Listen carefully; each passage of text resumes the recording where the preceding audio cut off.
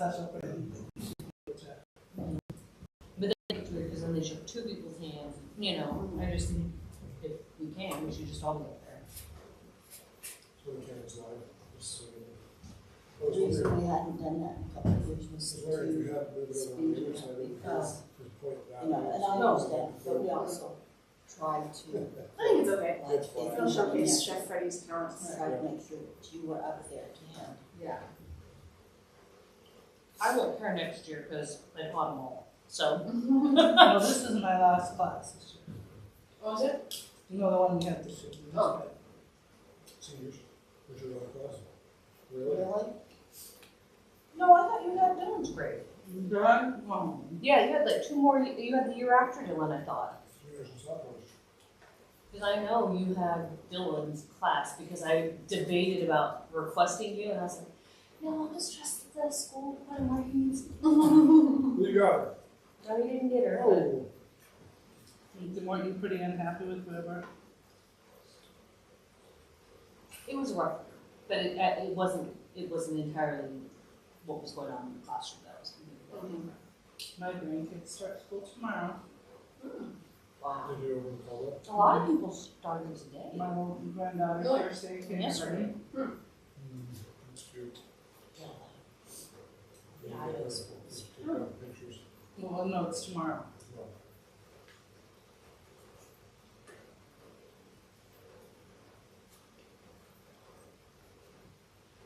I can't believe school is like that. Well, the teachers have been working all week, haven't they? Just came today. So new teacher orientation was yesterday. Oh, did you go? All teachers came today. Yeah, it was nice. How many new teachers? That was a lot. That's my question. No, Alicia was here. There was a lot. There was like 16, 17. I think 16. Well, we did have some classified, but yeah. Yeah, so maybe 15 out of the teachers or something. I saw Rachel Roman's just got a job for special ed teacher. Mm-hmm. She did. Oh man, she would have been a good fit. She would have been phenomenal. Pretty big on there, Which also means her 4 youngest are going to know too. Oh, now? She'll just drive around there.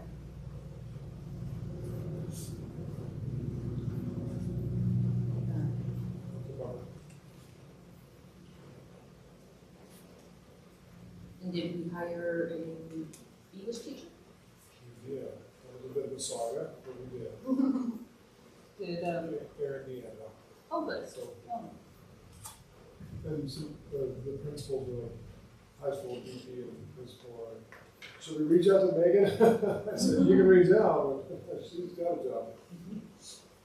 Although that is one of my favorite groups to teach that age.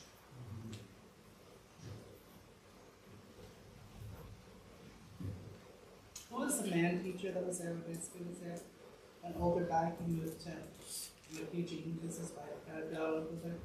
Oh, Mr. Gill. Yeah, That was Esky's favorite teacher. She loved him. that was who I went in for as a long-term sub.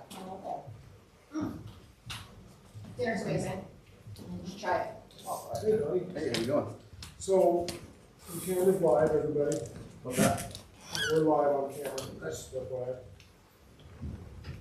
I get this feeling he doesn't like us. Are you not gonna Where you're sitting, you like pick the one seat, not the Policeman. seat you move. No, I have it. eat? Are you not gonna eat? Yeah. And you'll notice how he keeps his gap. He's a policeman. Like I said, I see this way. I keep you working my front.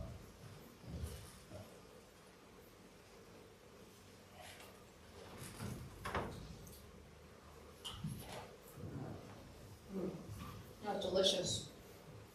Really good. Chef Freddy, very impressive. Done a wonderful job. I was feeling a little bit late. My wife had her surgery yesterday, so. Oh, What kind of surgery did you have? Gallbladder. a little rough for her. Well, yesterday was taken pretty good, so. Good. So you were okay to leave her today? What's that? You were okay to leave her? Yeah. Well, of course, my sister and mother-in-law are there right now, getting her something to eat, so. Did you say unfortunately? They're all right. I don't mind. Sure.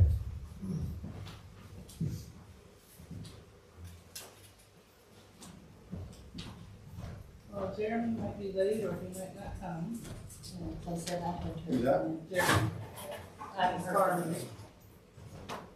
and Marlon, who knows? If you want her, great. Oh, you have extra hands. I'm hopeful that the camera is. It shows. Where is, Ryan not coming? No. Hawkins is not coming. It was minimizing or doing minimal water in the car and oh my. I Because don't of the want my traveling, lights you need to just get here. pop and stuff, and I was like, I just want some water. But I didn't want to, maybe go do whatever I want to do with this, it's probably gonna set up about. And everyone asking them. But I didn't see all the different this one. Crazy that school clothes shopping to do and all that. Yesterday. Yeah, I know. Russ was like, for real, are you done school clothes shopping? Like, there's 4 of them. I know, I was gonna I tried say. to buy them all, I have shoes, one. socks, underwear, Right? all that good stuff. Yes. And right now, all the socks and underwear and stuff are like big packs and so I bought one. Yes. Scissors. You got it. Oh, right. Yeah, the HM. Yeah, to the outlet mall. Oh, nice. Maybe he's the first person I know that's. And there was a shopping site, pure blue stuff. I've never seen clothes when it was hot. Oh, it's sad. But I have that backwards. Oh, I just camped up there myself. that's my favorite drink. I've been doing my cold brew. Yeah, just great. Really? Cold brew. It doesn't get a bitter taste. I'll have to do that more often. Oh, it's put on here. Oh, do we need to do a call to order? Does everybody feel comfortable eating and talking at the same time? Sure thing. Okay, I'm gonna call this meeting to order, this work session. Everybody wanna look over the agenda, see if there's anything they wanna add, there's a lot on there. You know, in my opinion, the top 2 items are something we should have actually discussed at our board meeting, our regular session.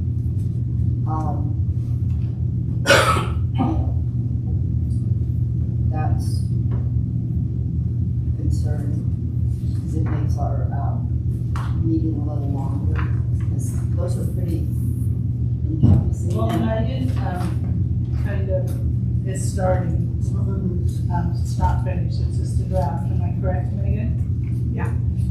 Kind of a monthly, what we should be doing and shouldn't be doing, so we. Well, it's not what we forget. shouldn't be doing, it's that there are certain things that you need to get done in a timely fashion. Right. I think this is great. And, And so we might wanna take this home, look it over and add to it, and then maybe this could be a board, agenda item. The next board meeting. because Megan, you got a lot of that from that, conference, didn't you? Where you talked to some different people about. This was actually before, but I was hoping that you guys had looked through it and give me ideas so I could do a rough draft, so then we could move forward. So we could maybe look through this and take notes and add or subtract. What would you like to add? That's up to you guys. Would we just wanna bring it to the next meeting and make sure everyone has talked about it? Well, I think that'll talk. Email suggestions to Megan, so we Okay. can have an updated draft for the next board meeting. Okay, And don't feel like you wait till the morning. No, I think this one it's here. this one. But that's an example. That's fine. Kind of a schedule of what we should be doing each one. Well, I move that we adopt the agenda as presented here. Is there a second? Okay, annual agenda items is what we were just talking about, right? So we decided to take it, look it over, if we have any suggestions, email Megan, and then she can have an updated version in our next meeting that we can look at. perhaps, as Pat was suggesting, the annual agenda items and superintendent evaluation timeline, do we want to tentatively pencil those in for July or August? August, is August traditionally a pretty short meeting? Like, Well, we have very short meetings.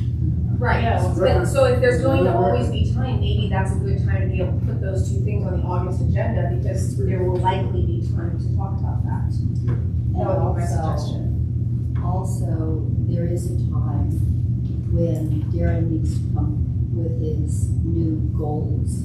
Well, it says in August, but we've already had that meeting, so. So, This is part of what this is about. I think what some of the discussion has been, I apologize for interrupting. But, I mean, I have my goals, but I want, that's part of what I think the superintendent process is it's joint goals. Because as board members, I want to know what you want to know what I want to do, but I want to know what you would like to see. and that's part of, we have board priorities, and last year we had 3. There was the dual language, there was the online education, and there was the mental health for our staff and our students. So, and, you know, we picked 3 priorities. I don't know how many priorities we'd like to have. It's difficult. Well, since August, So where exactly the email that went out that talked about the, Like, where do we see ourselves in 5 years? like our successes, where we can improve in our vision? That's a Where we board want to budget. talk that, That's number 4. okay. Okay, so since the August is already coming down, we have this superintendent goals in August. Should we talk about it? Does that need to be in a public meeting or? It can be public. It should be a public meeting, I think. Okay, so if you maybe could present what you have for us at the next meeting, and then if we have any suggestions to add. Right, so this time have it be in September, but traditionally we'd like it to be in August. Just like, I would, request that I hear from you either tonight or in emails, some of the things you would like me to focus on, the things that you hear in the community that, sometimes it's just stuff that's not an overall goal, but if you do have things, I would like to know that. And that was what part of the board, the district priorities were, and I still think that one of them is the dual language. I have provided some updates, but that's in the process. The other 2, online and mental health, I think, on a really good trajectory. We saw it in place. The language is still something we're gathering and want to present to the And I noticed that, was it last Thursday or recently, Wyden had a meeting over in the Portland area discussing mental health assistance from the federal government, potentially, for the schools. That's one I didn't hear about. It was in the news or whatever that is. I don't know if on the dual language, you can have Mr. Murray do at every meeting, do some kind of report, but we need to hear what's really happening, not just what he. We are in middle school now, so Mr. Cleaver, we have updates there too. And that is something that we need to look at, because we need teachers. And are we going to continue our dual language through middle school into high school, or are we going to say, okay, But middle school is, and at high school you've got Spanish language classes? I'd often wondered what the original intent was for having the dual language. Was it to help our English learners learn more English, or was it to help our English speakers learn Spanish. And I do know that we've had a lot of people want their kids to come to Nyssa because they wanted their English-speaking kids in the dual language program. So, you know, and I wasn't on the board at the time that they decided those things. I don't know if Marlon was. So, I believe it's freshmen. I don't know, Megan, if you know. I think freshmen. It's the incoming freshmen is the Incoming oldest freshmen. thousands group. Yeah, for our first year, so. Yeah. I agree. But they were first year. My daughter was 1 year ahead of me. So it's Yeah. 10 years So ago. eight. Well, Eight. they were first graders when they started. Oh, It's 8 years ago. and so, you know, that's really, Yeah. has our goal changed. Right. And, What was it originally? right, I mean, it is, Well, I thought, my understanding wasn't it more for the English learners to learn English, my understanding, it's more integrate English and Spanish together for them. It's kind of transition to, More the opposite, right? right, Well, how many kids do we have coming in that Spanish is their first language? That's a really good question. I don't know that. It fluctuates year to year. Well, maybe that's something that Mr. Murray can. and that is something that we should, just in general, keep an eye on, because if we're going to have a dual language course or classes, we need to do a good job of it. because originally, I remember the first 2 year, well, up until Kurt's year, which was, he was in 5th grader, so he was 5 years in. It was a very selective process. It was supposed to be very balanced of like English in the home, only Spanish in the home, only English and Spanish in the home. There's supposed to be a third. And that went out the window Kurt's first year, and it was anyone that wanted to could get in. In the lottery. And then in Ryan's year, they changed it, and it was not everybody got in. And only, you know, so it's like, it's changed how we let people in too. And there needs to be a way, because I substituted, and there needs to be a way to exit some of those kids who don't want to be there. But on the flip side, that puts all of the more challenging students with English only teachers. Oh, but I just remember subbing, and my Spanish is very limited, and I would say some things to them in Spanish, and if I could pencil in paper. What? I don't know in Spanish. And this is 5th graders who've been in it for, you know. 5 years, 6 years. And I was, you know, I don't know. But I just thought, you know, some of those kids shouldn't be allowed to say if they're not going to try. There needs to be a way to exit them if they're not going to try. And I will say that of my children, the year that Ryan had Dave Beaker, or not Ryan, Kurt had Dave Beaker, and Dave just switched it up back and forth all day long, that was the year he learned. He did the code switching. So I've seen both. So in my previous school district, there were 5 of the 13 elementaries were dual immersion. And my school was a one-way Spanish immersion school, meaning only native English speakers were learning. There was one across town was a 2-way dual language, which is more like what we have, which is you have native Spanish speakers mixed in with native English speakers, and they're both learning a foreign language at the same time. Where in my school it was English speakers learning Spanish. So the teachers at my school were very regimented about not code switching. I mean, code switching meaning Spanish, English, kind of back and forth. They tried to make it so that the kids in their class didn't even know that they spoke English. They all did. They're all native Spanish speakers and teachers. But then I went to the school across town and watched them.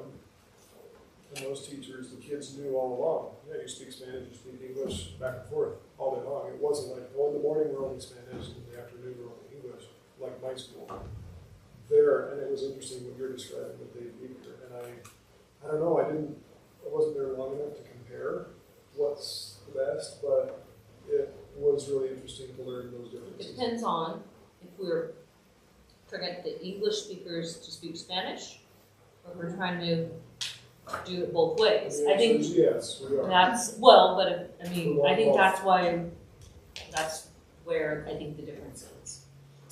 And we need to know that, because otherwise you're not gonna have a balanced program.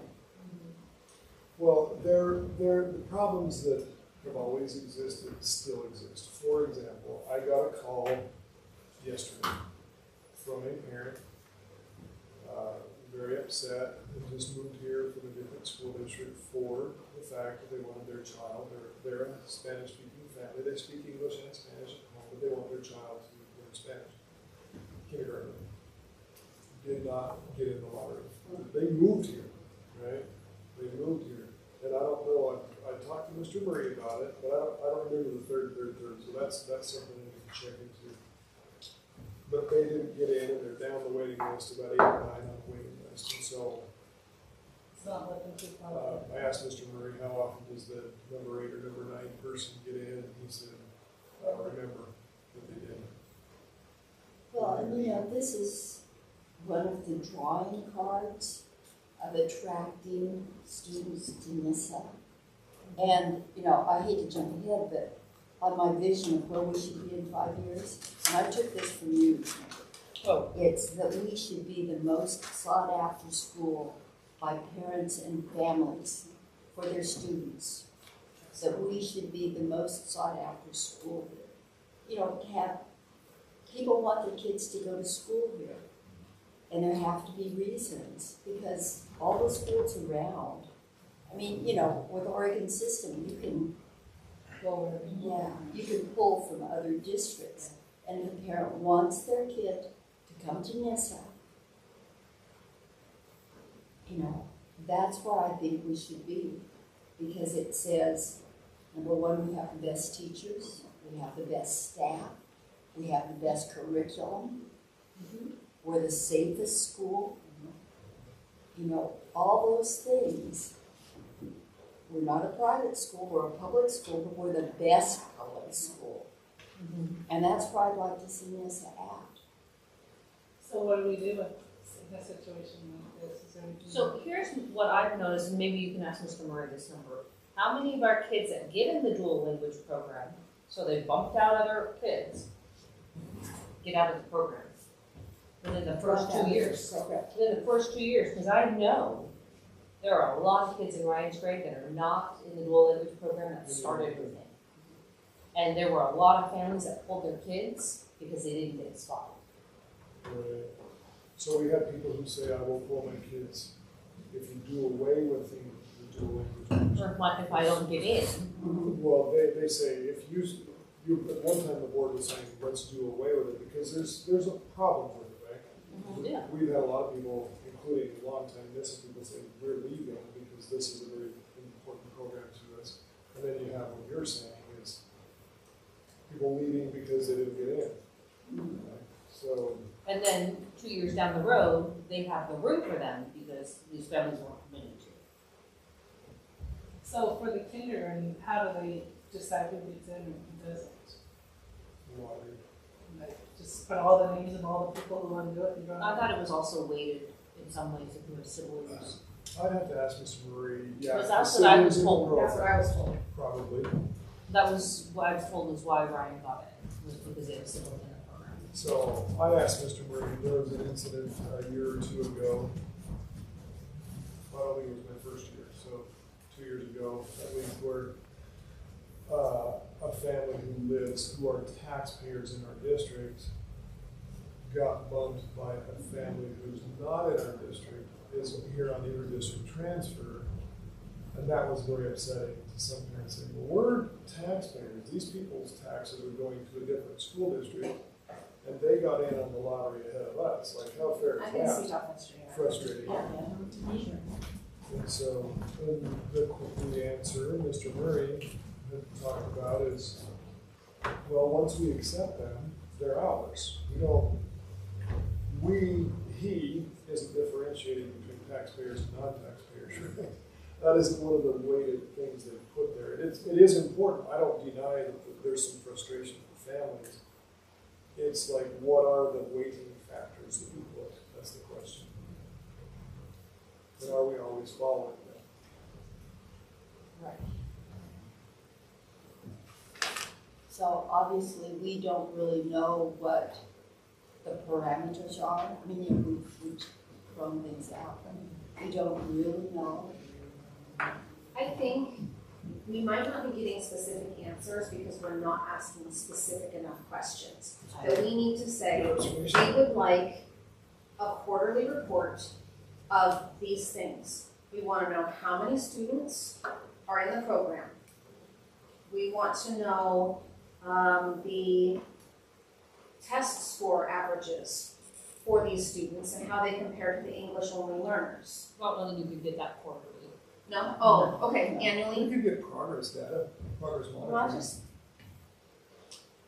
That is- I'm just thinking teacher brain right now. Right, go be the Like, teachers, I don't know that. I don't know that I want to be doing progress data every quarter required to, so my administrator can submit it every, Okay. Yeah, because that's Like, a lot. As That's a a lot teacher, of what data. would you prefer that to be? Twice a year, once a year? I think twice a year is fair. Okay. Because they do diagnostics at the beginning of the year and the end of the year. And I think as long as they have it twice a year, but every quarter is kind of a lot of, something has to go away in order to get that data. True. But I think at the beginning of the year, Mr. Murray should tell us how many we have, how many are English only, how many are Spanish only speaking, how he The chooses, breakdown. yeah, and how he chooses who gets in, you know, how the lottery works. And we should know by grade also, because that would sort of give you an idea if you were having a lot of dropouts. Which you are. In Addison's grade, the new freshmen, through, I think the last year when they were doing 8th grade, there was probably only 5 or 6 kids left in the whole program. And I know in Kurt's grade, there were 3 dual language classes and 2 English only when he started. And now there are 3 English only, 2 dual language. Right. So even though the parents are asked to sign a contract saying that they commit that their student will stay in through 5th grade, a lot of times that's not happening. Well, it's, things come up that you Sure. didn't plan on, right? Sure. And we don't want to say, sorry, you signed a contract, too bad for you, because Right. we have Well, to be realistic, we're trying to get people to. but I think that's At the same time, what are the reasons why their kid is getting out of There are Well, those. we need to know What that. is that reason? I think you brought up a good point is, one of the things I've been concerned about, I observed in my previous school, and is playing out here the same, is if we say, we're not trying to say that the dual language immersion program is a gifted program, because if we say it's a gifted program, then it means the other group is not gifted. Right. And there's some real community problem with that, right? But we don't call it that, but when kids struggle in there, they say, hey, I'm done, I'm good, or whatever the reason is, right? I don't want to do this anymore. So then it becomes, well, you couldn't, so we only want people who can do this, who can hack it, who can do this. It's going to be hard, it's going to be challenging. But if we move out special ed kids or behavior problems or whatever, then where do they go? We go to the English only class, and that makes it really hard for those teachers. Right? So I think if we go back to what your theme is for the year, a family or people, what if when the families come in looking into dual language, we say, these are the things that you need to be working with your child with at home in order to ensure that they can have a successful time in the dual language program. If you look through this, if you look through this, is this something you can help your child with? Are you willing to put in the effort to help support your child? And if the answer I think they do ask that in a way. No? I don't feel like I signed the contract, Right. but I don't feel like, There what? was a requirement. That it was spelled out. Like, I mean, one of the biggest problems I run into is I can't speak Spanish and can't read Spanish. So when my kids get flashcards, I kind And then we turn to Google Translate, but then the kids keep getting told you can't use Google Translate or you get in trouble or whatever. So- No trouble, but Do we have to have mentors? Can we get some of the high school kids? I mean, because we have juniors and seniors who are just kind of spinning their wheels. Right. We need community service. Well, and the other thing is, you know, you talked about the these kids to teach them how to work. Do we have a Future Teachers of America club in high school? Probably not. FFA, we don't have FTA. Hey, when I went to school, we had FTA. Really? Really? Yes. Yeah. I like that. I didn't know that. We should have that because we have kids who are interested in that. Well, What? take them. No way. Future police officers. And they should have They should have a club. criminal justice. Okay. And there's actually, We're off topic on our, Thank you for getting I was started. told to keep us on topic. No, but this is I not know. what this is all about. Okay, so we need to move on to number 3, the board self-evaluation. And I think we need to take that home to do. I scanned through it. Is there one here? And I Okay, think the that's. board member self-reflection, is that the one? Self-evaluation. Oh, wait, there's- Oh, there's 2? Yeah. And I think that's something that I'm sorry, go ahead. I was going to say, I think this is something that we need to take home and do ourselves. And then I think we need to have another retreat where we can sit down and talk about it. My question on this was, are we answering this for ourselves or how we feel the board as a whole is doing? I wasn't sure how to answer the questions because I didn't know who am I evaluating? My own attendance or the board's attendance Why or? don't we answer for both? Why don't you put one for yourself and one for what you think the board is doing? So we're Because I so think take that's home and fill it out. For You're yourself so quiet over there. What do you think? and the board as a whole. I'm still learning a lot of the process too, like, Well, You are. yeah, so I'm kind of just listening, but also, you know,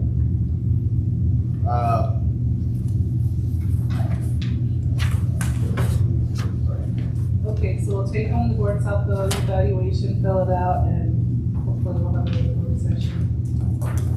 Right, because I think the questions on there are excellent, and they're important for us to think about.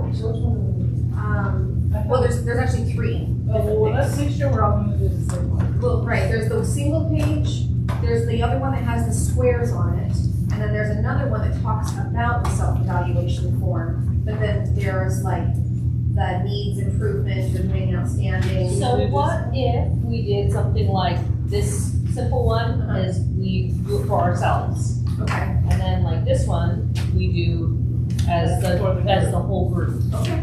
That's a good idea. Okay, so I'm gonna write group at the top of this one. Can we see The one with the that? squares, With the yeah. squares. this is for self, right? No, this one's for the This group. one's for the group. Yeah. So as collectively, how do we do this? And then I can't find the one that, where's the first? And then it's just single page. This is the single one, right? Yep, and that one's for how Says we draft. personally feel about or do her. Like our own performance Yeah. in the group. Yeah. But then the one that has the multiple, or well, not multiple choice, but the needs improvement or outstanding, who are we evaluating in that? You mean this one? Just, we don't have to do that one. Oh, that's, Oh. okay. Okay, Yeah, so make sure we know which ones you're doing. okay. Yeah. So we don't necessarily need to complete it, but it would still be useful to look over and kind of consider how you feel you fit into that. Yeah. Okay, so don't report on it, but just look over it. Use it for education. Right. I'm putting more papers. Okay, so we'll move on to the board 5-year plan. I know that Pat had asked us to kind of see where we thought we would be in 5 years, or where we wanted to be in 5 years. And I'm going to throw out a couple of different things, just not necessarily making people where we're at, but I personally think we need to look at a 4-day work week. In large Sorry. for the school. In large part because if you look all around us, they're going to 4-day work sessions, 4-day sessions. And I don't necessarily think that's the best thing. But having worked a 4-day work week my entire career, I understand that that one day gives you time to take your kid to the doctor, make your own doctor's appointment, dental appointments, you know, do those family things, some of those things that you need to do. And the other thing that I would like to throw out, and maybe you brought this to my attention too, is thinking about year-round school. Taking July off, and maybe the first week in August or so, but thinking about a year-round school. You know, Woodward did that, and I did Smile with Woodward, and 2 teachers that I loved, and I thought they were husband and wife, they did Smile. They put teaching, moved to Costa Rica and lived on the beach in the hut because they said everybody is so burnt out, just can't do it. So I know teacher burnout with year-round school as well. So, and that's why, but, you know, if you have a 4-day work week, and you get that all of July, you get 6 weeks off in the summer, basically.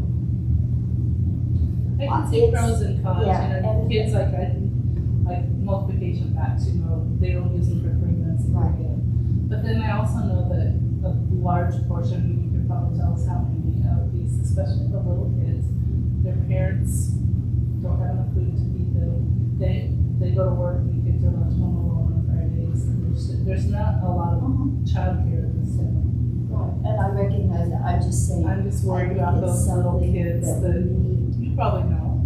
to observe, and, you know, to think about. I just think of Or all like the some drug form addict of parents. modified year-round, because you could do a track that had June, July off, part August, and then July, part August off, you know, so it'd be similar to a traditional calendar, but you'd have some other breaks in there throughout the year. And here's one of the things, if your tracks are going at opposite times sometimes, you have people in the building, but you also have subs available. Because you have teachers that are not working. You're trying to complicate it like that. I've seen that work and it is chaotic. So some are finishing up a track while somebody else is going on to a track, overnight in a week. And it's, Well, then you wouldn't have like the 5 teachers in 5th grade working together all the time. You'd have like 2 or 3 or something. it is hard for collaboration with PLCs. Yeah. And professional learning communities, teachers working together to try to figure out that. You know, a couple of observations, if I may. I was at the ESD last week for a meeting. Colt Hill was there from ODE. Really appreciate him being there and the updates he gave. Mark, a lot of superintendents are in the area, some who typically don't come. Like we had the Pine Eagle superintendent from Wallowa ESD, so some came from far away. And it was nice to hear from him. Mark Redmond, I believe it was him, said, how many schools are 4-day weeks or 5-day weeks? We are the only, well, there's one other, I'm trying to think who it is. Us and one other are the only 5-day week schools. So, around from a large area. So, including across the river, Parma, Fruitland, I believe, is 4 days. So, when you talk about teachers saying, hey, if I'm going to get paid the same amount, whether I'm working 5 days or 4, people do start looking, start saying, hey, I mean, I don't want to get into making a commentary about people's work ethic, but I do want to say Marlon Wilson had a really good point one time.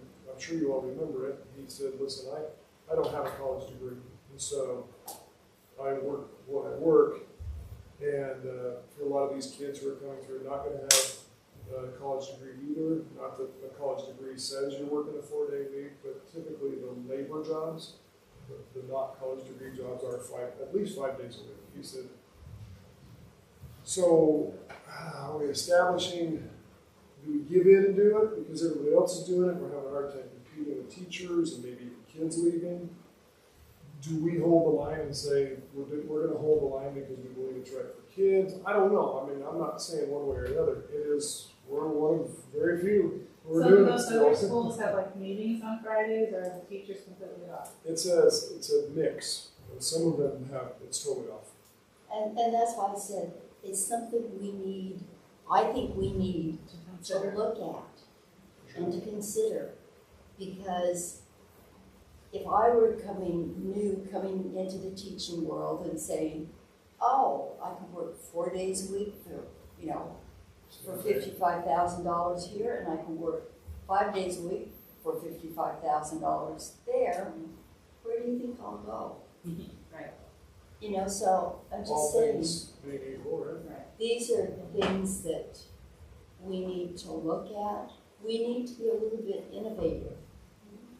So, And we need more minds than just ours. I was gonna say, it's probably a community study.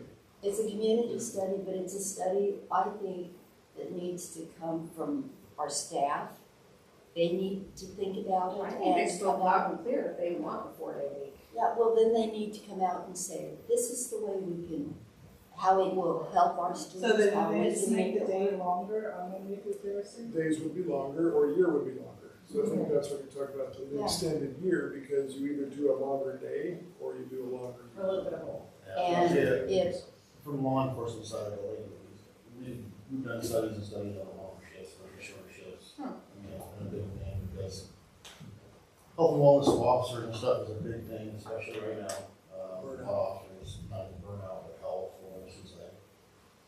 And so it's been a big thing in the last year. One of the things they come to say is, obviously 5 days is pretty rough. Working 5 days, even though they're shorter, you're giving them 5 days, only 2 days off. And a lot of times you're talking about it, but also, cleaning and graveyards. They looked at the 410s, which is kind of what we've done a lot in the past. Those were pretty decent, but they also looked at the 12-hour shifts, which were, depending on how you rotate these off, and do certain things, that's one of the efficient. Look at some more time off. And I'm not saying teachers are 12s, but Hey, look at all the teachers if we do that. All the best teachers. Look, we're like, Right. 3 versus 4. Yeah. Oh, the kids. a lot of nurses. But I'm saying if, an employee say benefit, it might be, more beneficial, maybe a little longer day, but. Because the thing is, and I know one of the concerns is the elementary kids having the long day, but if we are not required to have as much instructional time for our younger kids, we can bring in the kids Right, that you have can time have for that enrichment. within the classroom. Because I I know you falling asleep by 3 because one of the issues I think we've had with the 4-day week was that it's a scheduling issue that conflicts with the calendar issue, having the 8 periods going 4 days. But from what it sounded like, when teachers have been asked what class are you willing to give up, none of the teachers want to give up class. Well, when we were at 4 days, it was when Mr. Browning was here, so I don't know how long ago that was. We had 4 days, but then the teachers had tutorials on 2 days, meetings all day 1 day, and we got one Friday off a month. So it was- So it wasn't was 4 really- days for kids, but not. But isn't a day without students still better than a day with students? Well, we tutored 2 days. Oh, true. So, and We But tutored. that's the kids that need the help. And I loved it because you had 4 or 5 kids that I would ask that were struggling with math, and you could sit there and work with them. You talk about the half days that we're going on, say for 4 or the half day that we coming on. So, Yeah, we'll not talk Fridays. about- You probably know that. Yeah. So your suggestion for our 5-year plan is think about the 4-day week and also think about year-round schools. Well, I think I had a couple of The- suggestions for the argument, I think what I was telling Pat is I don't even necessarily think that teachers are stuck on the 4-day week. What they're really saying is what we are currently doing isn't working. That I think is the message, but they've jumped on this idea of a 4-day because they don't know what else to Do you say. think they're saying that the calendar, the yearly calendar is not working, or the 8-period day? Because I know a lot of them are really upset about 8 periods. I think it depends on which grade band you talk to. high school really liked when they did the 4 Few periods. periods. Right, the elementary, I think they just, they weren't as one way or the other. Doesn't affect them. And then the middle school seemed to really like the appearance, as from my understanding, but I don't quote me on that. Well, I know that when we were talking about the scheduling and the calendar, we had a lot of teachers here with a lot of concerns. Yeah, But I think going back, it's, like I said, I don't think it's 4-day versus 5-day. I think they're saying, what we are doing isn't working for us, and we want help.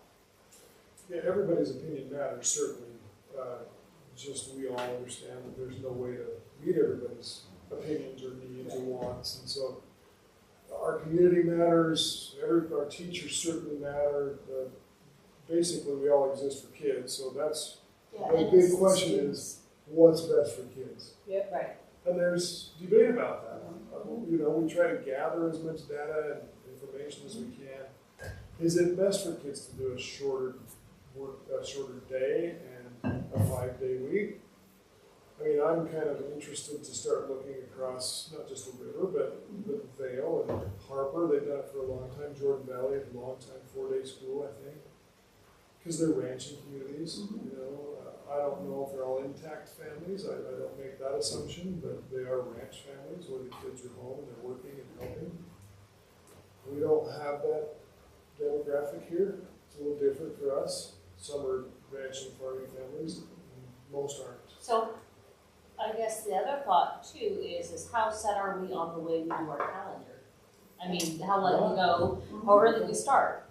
I mean, that's Well, another thought too. It's certainly up for debate. You know, I do know that graduation is sacred cow on that Sunday on Memorial Day, but does it have to be? I mean, if we're talking about considering new ideas, I don't know. And those are all things that we're throwing out, that, So, you know, you're looking at, what, 2027? And I think these are things that we need to think about, that we need to be proactive and not just sort of saying, this is how it's always been done, we're going to do it this way. I mean, we need to be innovative. Because, as I said, I want to be the school district that everyone wants their kids to attend. well, that may be the 5-day week. I don't know. And Whether that's you right, use and we're that not or- saying that it's not. Oh, We're- I'm not yeah. defending either one. I'm just Right. saying, Yeah. what is it, right? Yeah, and that's what, you know, we need to look at. Yeah. We need Certainly to open think to about. You have We just need to come up with an idea of what we're gonna go with it. Right. You know, And be able to defend it. well, not only defend it, but, well, that's part of the thing, but, you know, and look at, we should come up with what we wanna do, what's our goal for these kids? Well, and that goes to one of my 5-year goals, is to have a vision of what we want our seniors to graduate with, skill-wise. Yes. And then implementing it backwards through the grades, because right now, it felt like, when I was student teaching, that every school kind of just, like, these are some skills that they learned, these are some skills, and there might be some gaps that they needed for high school. And I just think that if we work through the grades, that we can have some collaboration, but also we can just make sure that when our seniors graduate, they're learning everything they need to know. Reverse engineering. Backwards design. And it's changed from when we were in school. Yeah. Give me an example of what a skill that someone might need to have as a senior, and then what we might do earlier to help facilitate that. File taxes. Oh, I was just even thinking of things like Keyboarding. writing skills, you know, Oh, yeah. they have to, Filling out job applications. you know, there's teaching writing is not the fun part of teaching English by any means. And I know Darren can agree with me on that one. It's, teachers don't, I mean, they do it because they have to, but there are ways to ensure that the kids have all the skills they need to pass the essential skills on the state tests. Last word. But we need to make sure that they're not getting it crammed in their junior year because they have to pass. Like, let's make sure that they're getting some samples, because one thing, and this is just completely an observation, when I was student teaching, we did writing samples with the kids. They were freshmen. What's interesting is we use that GRACE method, so it's restate the question, answer the question, cite your example, and then explain why you wrote what you wrote. Students that did not go to school in Nyssa did not follow the directions. Students who went to Nyssa, and they were, some of them were not great writing examples, but they followed the format. So our students, even though they may not be super strong writers, were able to do it. Kids that came from out of state or other districts were the ones that like didn't even follow the directions. And it was kind of weird. And I have papers from it when I did it, but I thought it was interesting because I do know that in middle school they use the red and the green and The step up to writing. Yeah, We have to do writing. forever. I think they do that in elementary too, Yeah. because our kids all have certain highlights. But our school district does that. Oh. And I'm saying, so even if they're really low writers, really low English scores, they're still able to do that. And but the kids coming in from like Ontario, they wrote some weird stuff in there. Like, I don't know, did you read this article? Like, So I do think that we do have a lot of things that we are doing that are good. But I just want to make sure that it's consistent. Yes. If we do step up to writing in the elementary, then it needs to be carried in the middle and high school. Yeah, absolutely. And teachers, half the staff is new from when I was there. They need to be retrained. Yeah, it is, we can't compare it this year, but we do need to, with the number of new people established. And another thing that I would like to see is having like a district-wide process, or at least building-wide process for RTI. And I know that the new person. Working on it. Okay. Happening this year. It's a process. It's happening this year. What's RTI? Response to intervention. So it's a way of identifying special ed students. Oh. Well, it's a way of identifying students who need help, Okay. right? So It's not just special ed students. So a lot of times if a student is, say, maybe not doing as well in reading, the teacher will try different methods to bring it up. And if it works, then they do it. And if it doesn't work, then they do some different interventions. And they do different interventions, and after like 2 or 3 different ways, it's not clicking, then they start the process for special ed. Because having them tested without all of that background documentation isn't happening, or can't be It done? just takes up so much time. It does. You start Yeah. the It's a process. process. Oh, it's a- The reason why I say that is I just had a little boy go through it last year, and he was having trouble with reading, was causing some other issues and stuff, and we went through months of the process, Oh. and figured out where he was at, what he needed, and then ended up getting on special ed, he helped him with that.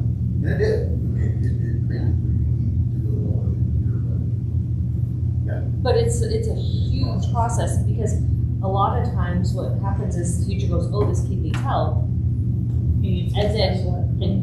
And they miss that step, and so then it takes even longer to make sure they get the help they need. Interesting, okay. Yeah, and that's one of the things that's on my list also, is that Do you guys just share notes the whole time? No. we need to start, We went to conference together. we need to start at this earlier age, finding these kids. Yeah, I shouldn't say find, but identifying, because sometimes all it takes is just a little bit. It is, we are working on that too. The RTI process, so it is the opposite of that, how we've not traditionally, but in many cases done identifications, the discrepancy in that model, or your IQ versus your achievement. Right? So, but then it doesn't, when you talk about interventions, response to intervention, how does a student respond to an intervention? Sometimes it's, they just need more time on that subject, or they need a teacher sitting with them, with a smaller group. Right? Sometimes they just need a number line or a multiplication table. Or Yeah, they're reading, but their eyes get lost, so whatever the line. Yeah, and so that's what some kids need, just. Just a few little things. No, you bring that up. My little, when they finally got broken, especially in the social this year, we found out that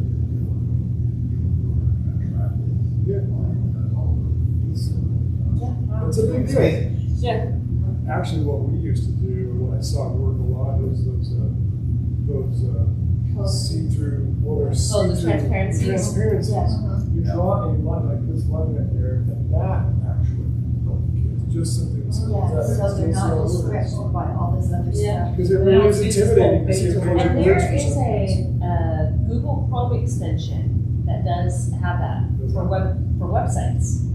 So are you suggesting in the plan that we need to have teachers be trained how to do this? Or how would you implement that? I think what it needs to be is, it's like, teachers are aware of what the process is, so they can be doing the steps. So that way when they do finally kick it out to whoever, they can say, we did this, We tried did this work. intervention. Yeah, we we tried did this intervention, didn't work. And So the And they teachers need need a to be trained. list, they need a list of But they need- interventions and So, some for reading, some for math, some for writing. you know, what the board does is say what you want me to achieve, and I can certainly And share so I all want this stuff with improved you. reading and math scores, that's what I want. Improved reading and math scores. That's what I wrote. That's on your 5-year. Yeah, I'm worried about safe schools, and I see that that's part of it. yeah, and that's another thing we need. I'm terrified that is after what a- happened last year. That needs to be right now. Yes. Well, I'll say the concern should have a Well, I I know it was there. Came At to an Sandy end. Hook, they said that, It's they're been not there Sandy for a Hook, long time. wherever in Well, Texas. Valley. Yeah, they didn't have a way to lock the doors. At the elementary, every door is locked and there's a thin magnet on it. So all you have to do is pull that magnet and your door's locked. So I know we're ahead of We need to some. train, continue. And I to almost think continue you to need train. different words, okay, because I know that when I subbed, and I don't know when you taught, if it was the same way, did they say lock in or lock out? Or lock down? Locked down. Lock down or lock out? And we had, so Or, when you you know, send and the I'm kids going, up- You're right. Wait, are the kids allowed out of the room, or are we in the building, or, I think, They say lock down and the kids go up against that one brick wall away from the windows and the teacher locks the door. And you're supposed to pull the shades and you're supposed to have some paper on your door that you can just move over to cover that window.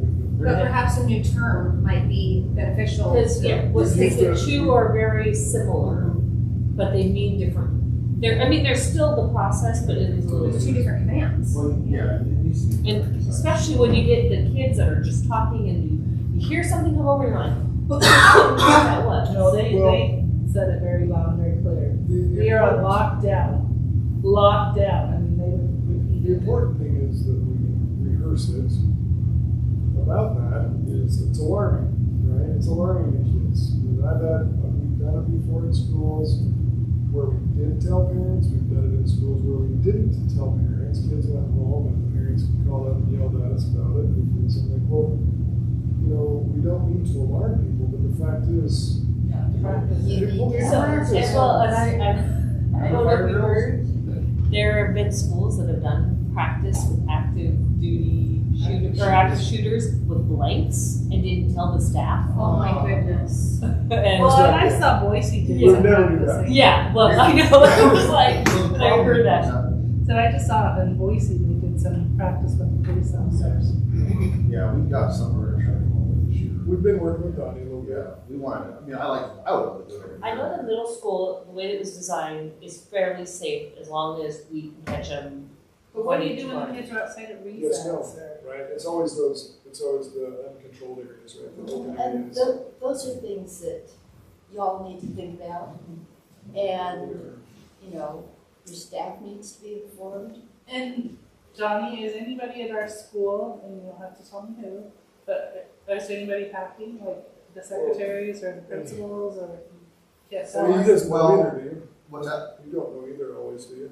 know? I don't know particular people who were there back, and I do know there are some. Because when I got my concealed weapons, I asked Janine, can I pack? And she goes, yes. I said, do I need to fill out a form? She goes, no, I don't want to know who's packing. I just want to I know don't if wanna know. somebody's packing. Yeah, all I know is that's kind of the thing that's up to the superintendent. I mean, I didn't know. Well, you actually, I never as a did. board, just approve the policy. Yeah, we have a policy to do We so, love that. but again, you know, you have a superintendent, how you want to do that, I mean, I wouldn't think, or at least. the policy. Districts can be more restrictive than the policy, right? Shouldn't there Because be isn't that a huge issue gun with in one of every the school office or districts over? something? What's that? Shouldn't there be a gun in every office like in Well, lockbox? Well- Yes, we big issue. Because poor Teresa would be the first one gone. But then if the Yeah, counselor or the it's- vice principal heard it and could go to that lockbox and. So the problem with carrying a gun in school is, you know, something like that happens, is the police are coming there right off the bat, for one reason, and that's to stop the shooter. That's it. Not like the Uvalde thing where we sit out and wait all day and not do our job. You know, that disgusts me. So, the point is, you go in there and you put a stop to the shooter. That's just the mission.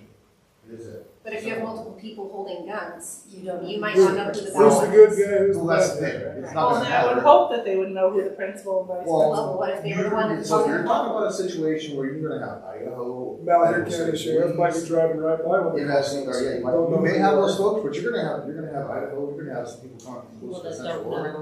know. You're gonna have all these people that know nothing about our school district. And so so what you can have is you're gonna have people showing up here, and the first few of them are gonna be coming here is the kill party, and all that, other than training, it's the person that, she's a kill party, all of that. Their job is to put a stop to the shooter. That's it. I mean, it's put a stop to the kill. And so they're coming in, and anybody who has a gun is going to put it out because they don't know. And so that's the problem. If you have teachers running around with guns, you know, trying to put a stop to this stuff, and law enforcement shows up, and you don't know when they're going to be there. You may be They may target. respond quickly, they may be a few minutes. Yeah, So it just depends on where they're at. it's That's a a real really issue, interesting point. Most of the stuff that's going on in the school district, it's going to either be a robber or a day during school time. Let's be real, it's just one of those two. Well, then don't you get on the radio and say 911, we need every officer available in this, or? But it just kind of depends on what's going on. My deal is, if I'm showing up, I'm not worrying about all that at the beginning. My job is to show up and stop the shooter when the person here. Try Or to the second coordinate to a degree, but Right? I'm gonna have to go in and put a stop to them. And But I guess one of my concerns is that we do need to train all the new staff, train all the staff, and make sure everybody's door is locked and. I'm not trying to say, you know what I'm saying? I'm not trying to say that's the be scared, don't bring your gun, don't do that. You know, I'm all. just down accept for the person. consequences. Just understand that there's gonna be those things going on. And if you are gonna use that firearm, you should be the one that's an immediate threat. So, let's say that shooter is coming into your door or your classroom, then, like, by all means, you gotta get a track of kids, that's what you wanna do.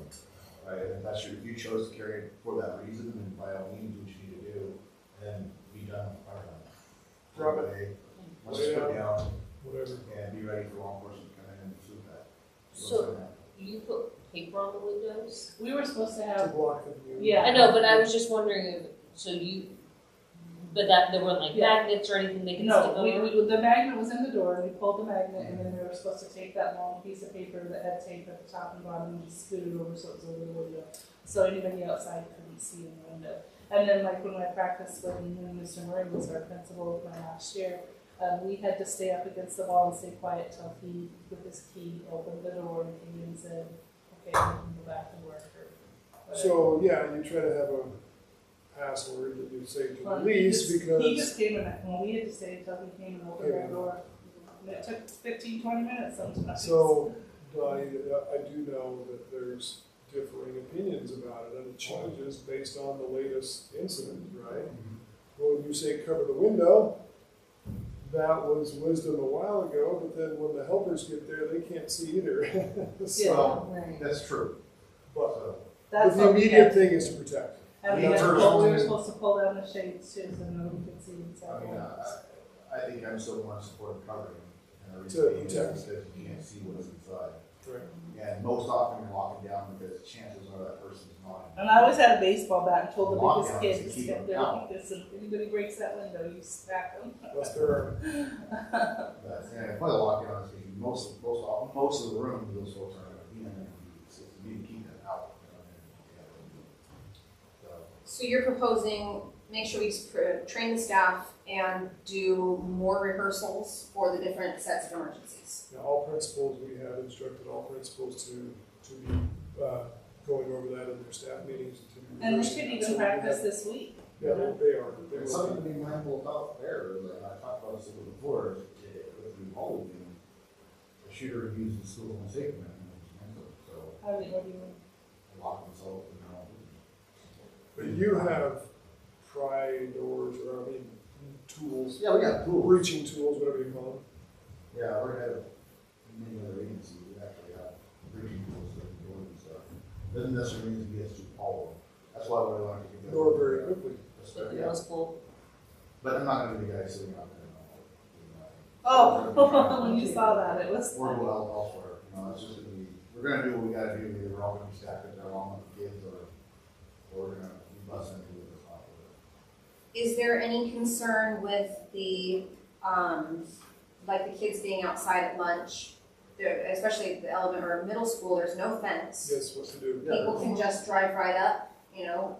The question is, how do you rehearse it? So if you're at recess, sometimes you're at lunch too. Right? So if we rehearse a lockdown during lunch or recess, there is some, like, what do you do, right? Right, it's a different scenario. It is. And those really are things that need to be thought about. Yeah. So, you're thinking of. Maybe meet with the principals and That's Donnie one of and the things. Robert. We've already met once and we've begun some conversations. I heard Robert was on. Robert came back today, first day back. Very good to see Heard him. him on the radio. Yeah, it's good to have him back. I actually had a week off today, because I was off for some time, but he came back to see me. Okay, so we kind of did 4 and 6. let me ask you a question. At these different schools, are the doors locked? I mean, can I go up and just walk into the elementary school, or do we have an intercom system where you have to? You didn't, buzzed during in. COVID, you couldn't get in, but I think now you can. Just for a safety factor though. So that is really a debate, isn't it? So what Mr. Murray asked, can I go back to locking down our front doors because that's part of our safety plan? I said, well, safety versus community being mad at you. But is there Because like parents a can't get in buzzer and or talk, yeah, so There yes, is a there is. buzzer or Yes. There is, but it takes a while, because if they're both on the phone and they're dealing with kids, nobody's ansering the door, and when you need to get in there. There is some frustration on Can't get that for in. sure, and so I said, Mr. Murray, he was the one that asked it. I just said, if you're going to lock those front doors, it depends extremely on your notification to families. You've got to communicate with families so they know what to expect. Even then, people are gonna be frustrated. I gotta know, we have doctor appointment. I'm like, well, Well, I was trying to Do our deliver best. those teacher appreciation things. I couldn't get in. I had to find a custodian to let me in. So, moderate down. But it's- Just put somebody at the door. Yeah. I mean, I know that costs money, of course. can the board give us more money for that? Right. Well, But if security is one of our let's priorities, sell then this lot and hire 3 people in for each building. You know, there are those things that we need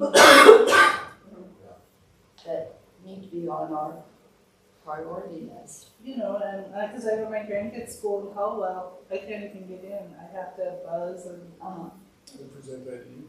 yeah, show my driver's Some of these license. schools are welcome to public access. That's Okay, right. well, how about if not an armed law enforcement officer monitoring the door? How about a That person- a fifth grader sitting there on, no, not at the door, but in the office where there's a screen. And then when the person buzzes, they can say, what's your name, who are you here to see, and get the information, and then get the okay from the secretary or whoever, yeah, go ahead and let them in. No, I think we just need to hire someone. Well, I mean, you know, you've got, if we had a criminal justice program club, you could have, that's good training. for They used to someone. have it when Terry Johnson was here. Yeah, we used to have a debt program. So- Debt programs right now. But you know, maybe we do need to hire someone to help Teresa and whoever, Lori. And, Well, it's actually 3 someones, right? yeah, You they're got good. elementary, middle, high. Well, 4 if you want to count the admin office. Who cares about us? Oh, yeah, Just who cares kidding. about I you? certainly don't, but. No, but I mean with the kids, just to have Well- someone there to say, who are you, why are you here, let me see your ID. I don't And pretend. so, those are things that you need to, But we have to let the community know that that's gonna be a Yes. requirement, because if that, showing that ID, They might not, That's they might let gonna the be a person in their big- car. It's when gonna be a I don't know. trigger for some people. For They sure. don't go crazy. Be like, I've lived here for 3 generations, you telling me you don't know You're who all I of a sudden- am? Yeah. that's right. Well, it's not you. It's- Yeah, and then the other piece you got is about, just, So ballpark, what would that cost if we paid them minimum wage? Well, some of the adults don't have ID because they aren't here legally. Last, Right. you know, they're Some people, probably yeah, right. $50,000 range per. And So so, then show ID going in there? No. I mean, even. Because Teresa knows most Right. people. Well, I've been in places where you showed ID in order to pick up a kid because it was a big enough area. But most of the time, we know who our parents are, and we're not making, or sometimes your mom comes. But you know, if I, even though Teresa knows me, if I had to show my ID, what's it? You know, in light of everything that's happening around the world in the United States, I think people would understand. Yeah, if they As a don't- parent, I would welcome it. Just like if somebody asks to see my ID when I'm using a credit card, well, thank you, I appreciate you being concerned for my safety. Right. I I'm okay with almost that. think that it should be something that, I don't wanna put more work on Teresa and Amy for us to have this something in place. Because I've been in there when parents are screaming at Amy Raging. and Teresa over something like, they called in and wanted to say so-and-so was picking up their kid and they said they had to go on the phone. And I mean, the lady I watched the whole thing, the lady threw the ID and was screaming at her and I'm like, wow, gosh. And that's what. So, yeah, but- should tell and that's people just that. for somebody that they already knew. So I can't even imagine. But you know, what if, started. if you would have, send a note home and also have a parent meeting. And if it's something we're This doing, it sounds- needs to be at back to school. And parents. So maybe not this year, if we're talking about a 5-year plan, it's Yeah, it's almost, not- it's too late to do anything this I year. mean, you know, these are just We can make a suggestion. things. Right. Well, I don't know, you have to see if you can find money somewhere for it, but But, you know, these are things that we need to be thinking about because I just think it's so they're important. coming. Or we could really freak them all out and make every kid use a badge to come in. No, I'm kidding. Maybe- Twin Falls Dramatic School colleges. District employed like 15 school resource officers to stand at the door. Wow. What if you wanted to give us, police department, a whole bunch of that, oh, yeah. We're gonna increase your department budget. Yes, absolutely. Okay, before we move on, I didn't get a Sorry, chance to talk about mine really quick, and I'll just keep it really brief. I would like to see, better nutritional standards for the food that's served. And I know that there are rules and laws and Michelle Obama and whatever about what we can and can't do and whole grain versus calories. And I understand that there's an issue of concern that we don't know how many calories the students are getting at home, so maybe they need to have them all at school. But I would like to know and have either a small presentation or whatever, information from the food service group of what are their responsibilities? What are their guidelines as far as nutrition and sugar content? And then also, what are the actual rules as far as offering the food to the child? Because I'm hearing a lot from parents that they want to opt their kid out. Because you've got first graders or kindergartners who are being offered Pop-Tarts for breakfast when they've already had a healthy breakfast at home. But what kid is gonna turn down a Pop-Tart, but the child is obese and they need to be monitoring that, but no kid's gonna turn down a Pop-Tart. And so they wanna be able to say, I need my child to be opted out of this food. Do not offer my child food. But when they called the school says, I'm sorry, but it's the law, we have to do that. We have to offer them a child. Why can they not opt out? Yeah, I hear what you're saying. So, And is there a sugar content that we should be concerned about? You know, I understand, you know, there's craisins, but then there's sugar-covered, watermelon-flavored grapes. Why? Why? You know? So they'll get grapes. Well, I know, but just do regular food. They don't have to always be covered in sugar. Remember on Fridays, we had chocolate milk and it was white cottage sugar. Maybe that's something. I think It's this is so- what Elisa's You talking must about. have, you must have used that and took away from us. It's crazy. The obesity epidemic in America is insane. And there's so much food in our school that I would never serve my kids. And yet they come here and they're given candy and so much junk. I would really like to see us get a handle on And perhaps that's something to go along with the mental that. health Yes. issue because so many kids are sensitive to some of the food additives and things. Well, And I remember- you know, just trying to Right. It's the They pillars. would serve all the elementary school kids the same thing, so they would count on give the kindergartners 3 chicken nuggets and 3 tater tots. Well, the 5th grade boys, that They were were big, three. and they would eat 3 tater tots, and they'd say, I'm starving, I'm still I mean, hungry. Right. But I understand that it's a normal scale, that you've got to understand that of course a kindergartner is gonna eat less than a fifth grade boy, but their nutritional needs are different and we need to be accommodating for those nutritional needs. So that's all I'm saying is over the next 5 years, I would like it if we would look into that, to know what are the rules, what can we do to improve. That's it. And since our food service is Up and much coming. better. This is how it's That is- served every day. Just keep that way. And We did that that is, yeah, and I mean, this is something that we should really be interested in, because, again, I'd like to see our kids stay on campus and our high school kids eat. And I would love to have them have a table and a place to sit. And Bonnie, could you answer this? I know that there's like a certain amount of time at lunch that is like this magic number where it's like not too short, where kids feel rushed, and not too long that fights start. Do you know what that number is? But there is a number. Yeah, there is So a I think number. it's, they have 30 minutes now, isn't Yeah, Plus it's 30 minutes. 35, I think. it? When I was at school, we had 40. It's like a whole. Well, it's not like there's a lot of places around town. Yeah, No, but- it seemed like to me by the time we got out of here, got ourselves away, whatever, come out of the, or they should walk, whatever we're doing, our lunch meeting back, we didn't really have a whole long time. I don't know how many fights were going on then, I never heard much of it, so most of the fighting happened here anyway. Because, we got, we weren't, when I was going to school, cops were calling all the time. So, I don't know, I mean, you asked me, I think 48 minutes. Or something. So I just wondered if we extended the lunch time slightly, so they have a little bit of break, that might be a way that we get some of that mental health without really. And for the teachers as well, to have a little bit more break without the kids. Well, and I remember my Esty with short legs had to walk from art to the cafeteria, and the first 2 days she walked. By the time she got there, cafeteria said, "Oh, we're done serving," and she didn't get lunch. And see, these are. So I had to pack, and I was furious, but I just packed lunch for her for the rest of the 4 years. Well, these are things that we need to look at, to evaluate, and I'm sure that the CDC or the education department knows the number of minutes. That's what that is.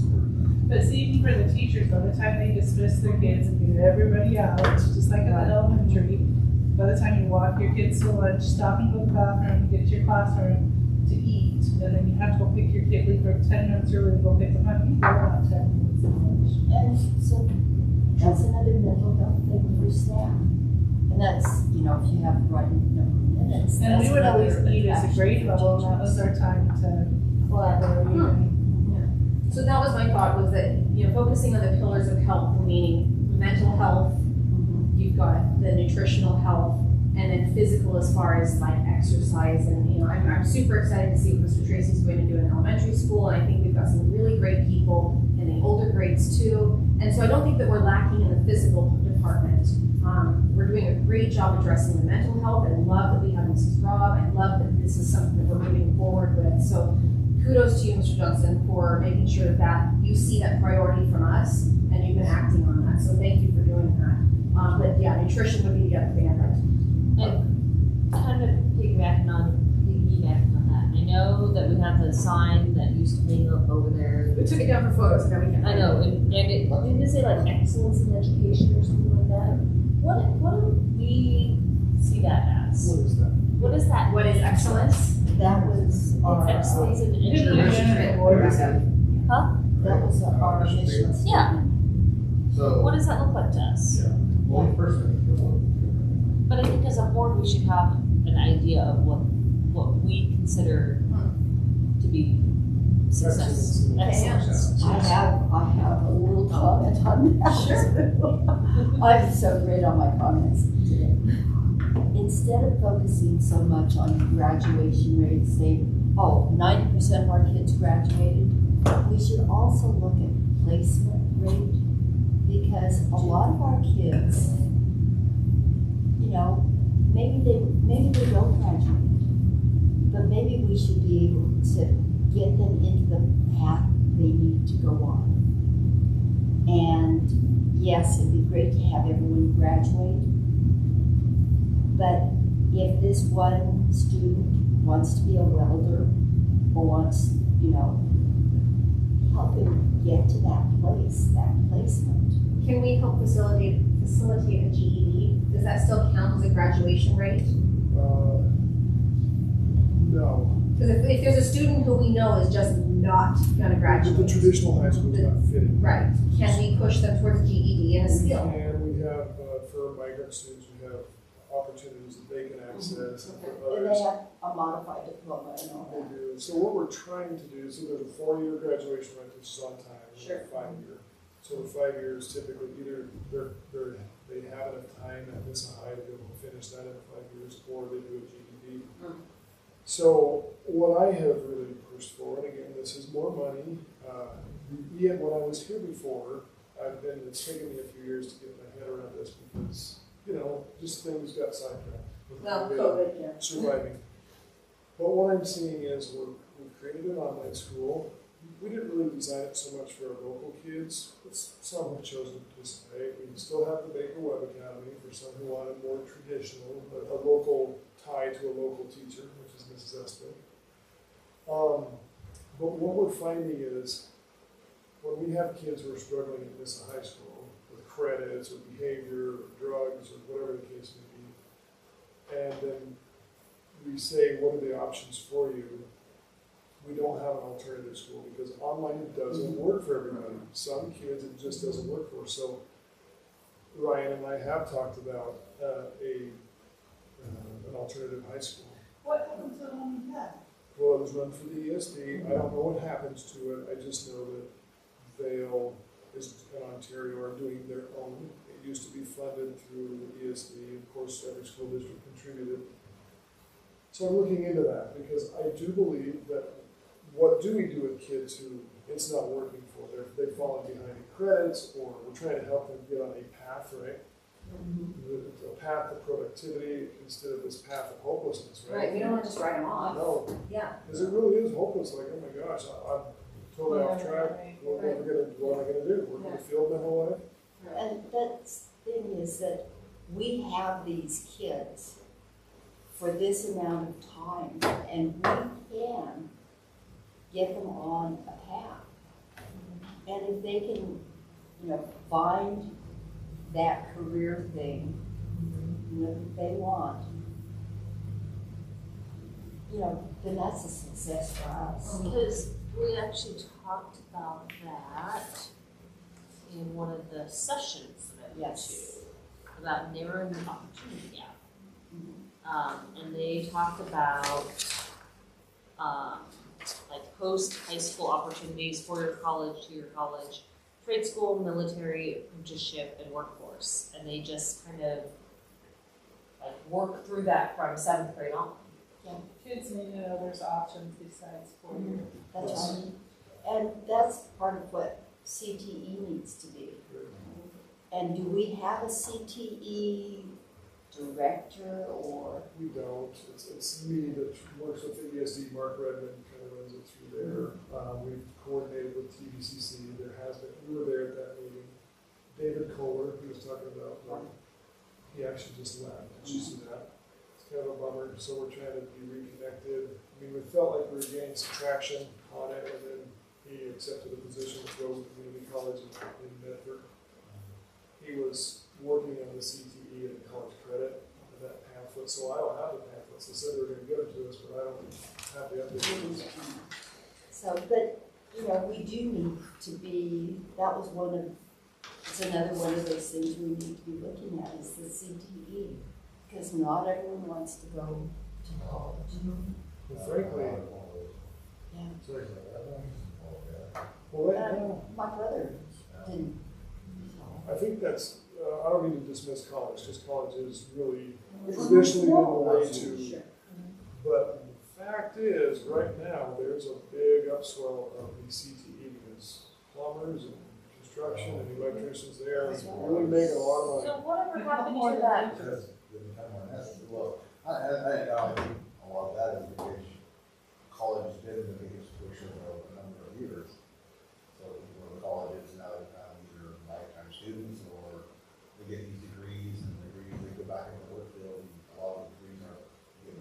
Well, and then they Or- owe so much in student debt and student Right, loans. and so you're finding, a lot of people like, why am I going into debt, when I can go to a year trade school or any school at all?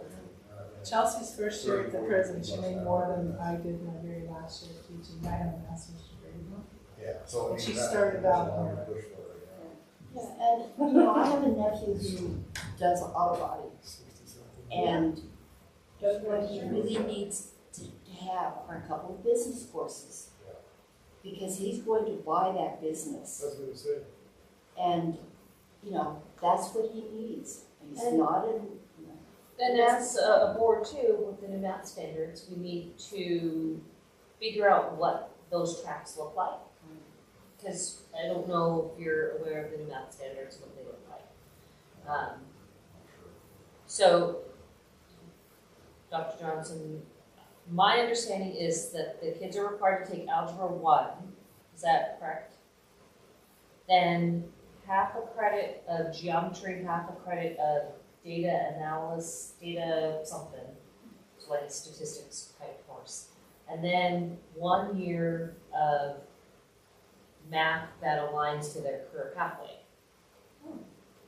And we don't have those courses Like- fully. We do for like some a applied for the upper math. division. Yeah, well, yeah, more like a financial algebra or, you know, we could do a more statistics or free calculus. Yeah, we do have engineer types come through. Right. And that's what their calculus and their trigonometry and all that stuff is for, computer programmers, engineers, that sort of stuff. But because I guess Mr. Hunter was telling me is that most people don't use more than Algebra 1 after high In their school. careers. Or And we're even requiring use them algebra. to use, and we're requiring them to go to Algebra 2 and Geometry, and they won't, you know. Well, for the longest time, what did we say? What did your parents tell you? Why am I taking this? I don't even know what I'm gonna use this for. What did they say? What was the, like, develop your brain? Because you're And it does. Yeah. It's get you true. out your high school diploma. Right. It teaches you how to work hard. Right. But Why I do you let think it it's go? more I don't wanna interesting, just I do think it's more important for a kid to know, if you buy this car for 84 months at, you know, 6% interest, and this car at, you know, 36 months at, See, and that's more of a personal 5%. finance, Yeah. and they need those life skills, how to pay Right. your taxes, how to That's use right. checkbook, how to. and then And those also, are math skills. yeah, Yeah, they do and then it also fast. maybe even like, I remember in my high school, we had a reading class that most kids took. And in that, they focused on study skills. Like, if you're taking a multiple choice test, this is what you need to do. You know, I think some of those like life type skills, is something that would benefit all of our students. Well, and we're talking about our 5-year plan. plan and stuff, I mean, that's kind of what I'm like, what we're talking about, is that, I don't know, you know, I obviously know a lot of people don't help school with their stuff, you know, I've been through mine. But I know that at one time, we heard a lot of stuff talking about these tests and state tests and stuff, I'm like, what are they even about, because we never had them out of school. And so my goal is just like, make sure we're preparing these kids for what's going to go on for school. There was kids that I talked to come into my work field, applying for it, they don't know, they're not prepared at all for life. Yeah.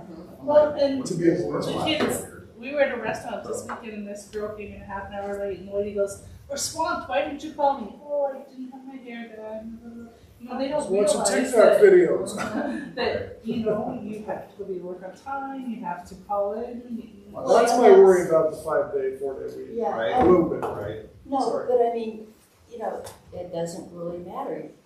You have to learn, if you're scheduled to be here at 8 o'clock, you're here at 8 o'clock. So that's also an attendance thing Well, it's just too. life skills. Because that we they just need to make learn. sure that our attendance policy is we're catching the kids when they're Yes. not doing what they're supposed to be doing. Well, and I remember when I had an assistant, if they didn't have duty outside, assistants, I'm thinking of Leanne, because well, she's my age. If she didn't have a duty, she'd come to me and say, "Hey, I have 15 minutes, Okay. how can I help you?" The kids that were in their 20s New age would be in their kids. teacher's room with their feet up on the couch, texting and gossiping. I'm like, don't you guys have anything to do? Well, and that's part of the problem, is that they were never shown that. They weren't taught how to work. Work ethic. And that's something that we need to make sure that. One of those things, that's why I brought up this thing, is the great thing. When I was in school, we either turned stuff on time. Some, very few, but some time teacher would say, well, if you turn it a day late, you have credit. After that, it's nothing, or whatever. Or, I mean, if you didn't have it turning on time, or if you weren't there to get it done. Kind of harsh, but Hey, it taught you. Well, lesson. Right, but it's told me I need to be confident and make sure I was on time and having stuff done. When I go to work now, I mean, I have deadlines, so it's like, this day you'll have it done, if I don't have it done, I have repercussions. In my case, it's jobs, but, you know, for my employees' case, it might be discipline. You blew it up too, so, you know, I see a lot of this, I listen to my kid, especially out of, the worst ones, but, you know, he's kind of down on the long line, use myself, and she's like, well, I can still go back and turn it in next week. I'm like, what? What is that? What do you mean turn it in next week? allowing that extra time. Right, no, like, Pushing this it. is not teaching you It how to really meet your deadline. Unless they were in the hospital, we need to turn it in. Right. Well, and Yeah, but so- even like the prearranged, I know when I was, student teaching, there were, you know, like the kids knew, hey, they were gonna be gone for this or that. We would have one kid come in and find out what they needed to know. Everyone else would just be like, I was gone yesterday. Well, you knew you were gonna be gone. Yeah. You should be turning it in because it's a prearranged absence. So maybe we can streamline some of those expectations, because if you know you're gonna be gone from your job the day before and you have a deadline, does your boss care that you were gone yesterday? No? Before you go. Right. Yeah, so I think Prearranged, yes. we, as a school district, need to reinforce some of that culture. Yeah, yeah. We are doing Yeah, Yeah, I know I'm not you saying are, it's I know, not- I'm just saying Or that, even the athletes, It's just if they know they're gonna miss Friday because they have a game. and that's something maybe the coach can reiterate, is your expectation is your students first, athletes second. that. There is a societal lowering of expectations. Yeah, that's what I'm. Well, So I think it's good for us to school to say, no, we're not doing that. We're still holding steady to our expectations for high school graduation, for your preparation beyond it. So what I'm hearing from the board is really what I heard from the first board when they got here, you're the carryover, that they really, all community members, I think society in general, is not just a community, but we want to see kids equipped for life. That when you leave the school district, if you don't know the process to rent an apartment or even how banks work, stuff, all sorts of things, you know, in addition to fixing a leaky faucet or the screen door, I mean, there's a million things, right? And those skills don't need to be just taught in high school. They can start it down in the grade school. Filling out an application, a resume, right? Yes. Lots of- Yeah, yeah, I agree. I see that because, you know, I'm raising my kids, I was looking at like my control, I'm raising my children, it's like, they get ready to go at that time. Unfortunately, I see a lot of, me, I see it as, Dylan's ready. right? Not I see yet. it as, okay, we're gonna wait till they're 18 and then teach them. It's like, Well, but even little things, like in the community, like when my kids are in a restaurant, I make them order. When my kids are, you know, we go to the grocery store and they wanna buy something, I'm gonna change it a bit. yeah, go pay for it. Figure it out. Do you have enough money? How much change do they give you? You know, some of those life skills. Some of those things are things that parents need to be taught, Right. because we don't have a parenting class. But that can be part of that engagement piece, Mhm, like, that's hey, right. Natalie, these are ways that you can help your child be successful after high school. Teach them how to advocate for themselves, teach them how to order for themselves, teach them, you know, while they have somebody watching over their shoulder. And it doesn't even have to be parents, it can be older siblings, it can be, you know, aunts and uncles when they take them. I mean, like we have mentors for teachers, we need mentors for families and for kids. It is. Do you need more on the 5-year plan? but that was kind of my look at it with that, some of the other stuff. So I guess the big picture is, Go ahead, so life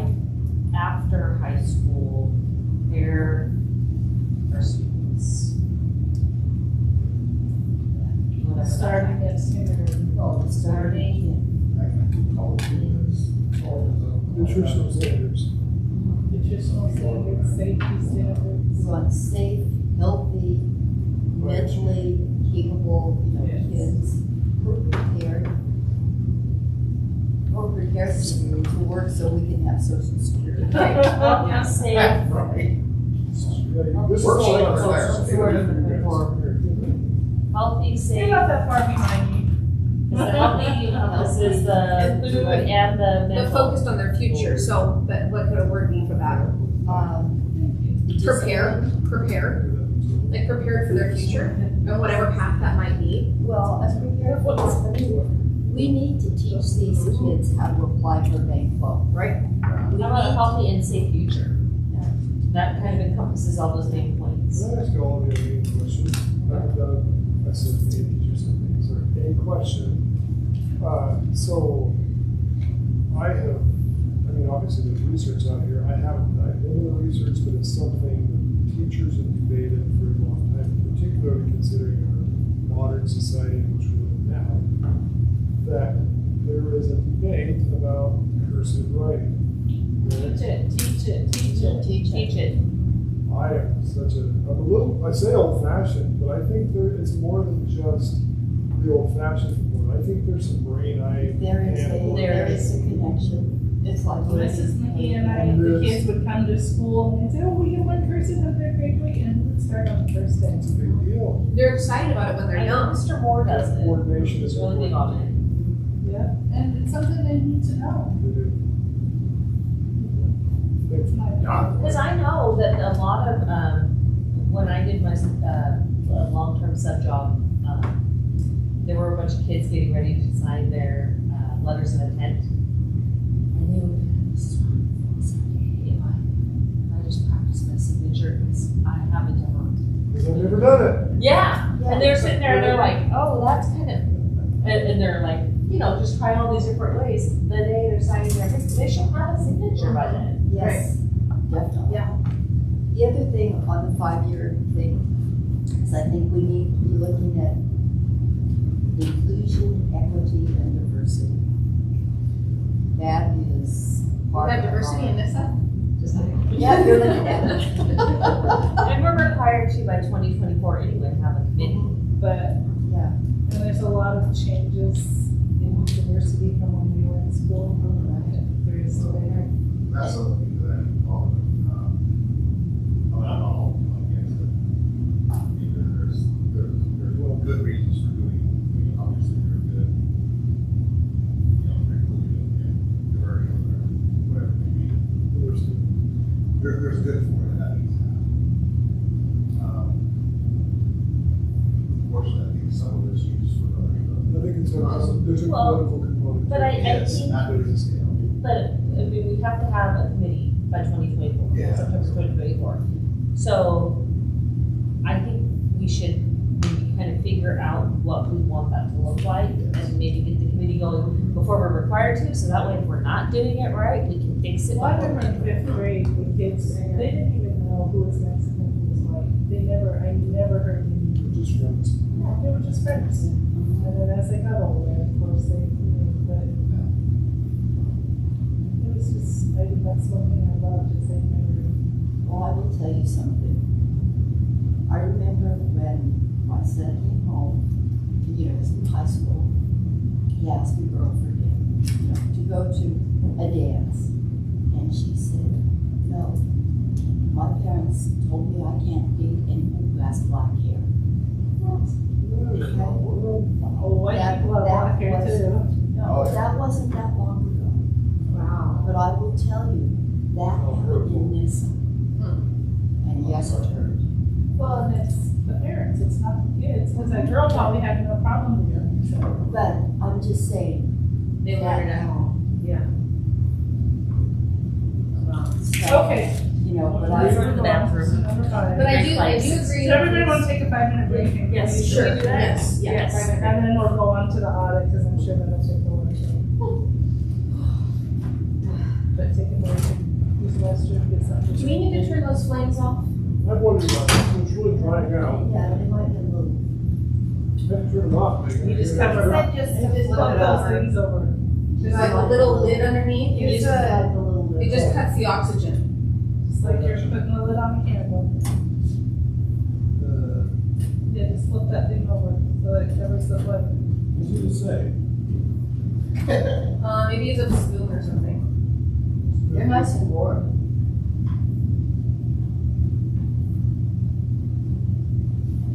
I always thought it just slid. Does it not slide? It's a lid.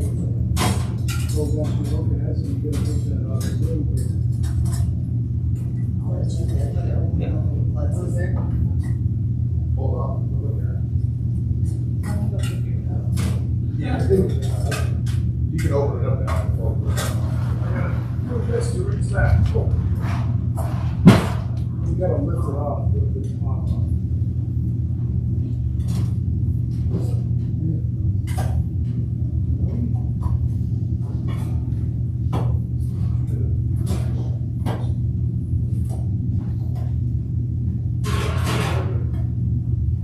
I'll let someone else do that. There we go. Oh, Johnny, you're so smart. Lift those things off and then. Oh, no. Oh, they're attached. Let's try this one. Where's the wall now? There's that too. No, they're sterno. Do what? It's called sterno, it's this little waxy stuff. What you used to put under a fondue pot, huh? Yeah. Do you remember? Way back when. Have you ever done fondue? I haven't, no. You're missing out. We used to do it every Christmas Eve, that was our tradition. Nice. Yes, it was a- How many people does it take to put out a sterno pot? Well, actually, those look like alcohol burners, not sterno. It's sternos are rolled. Those definitely have roll burners on. Yeah.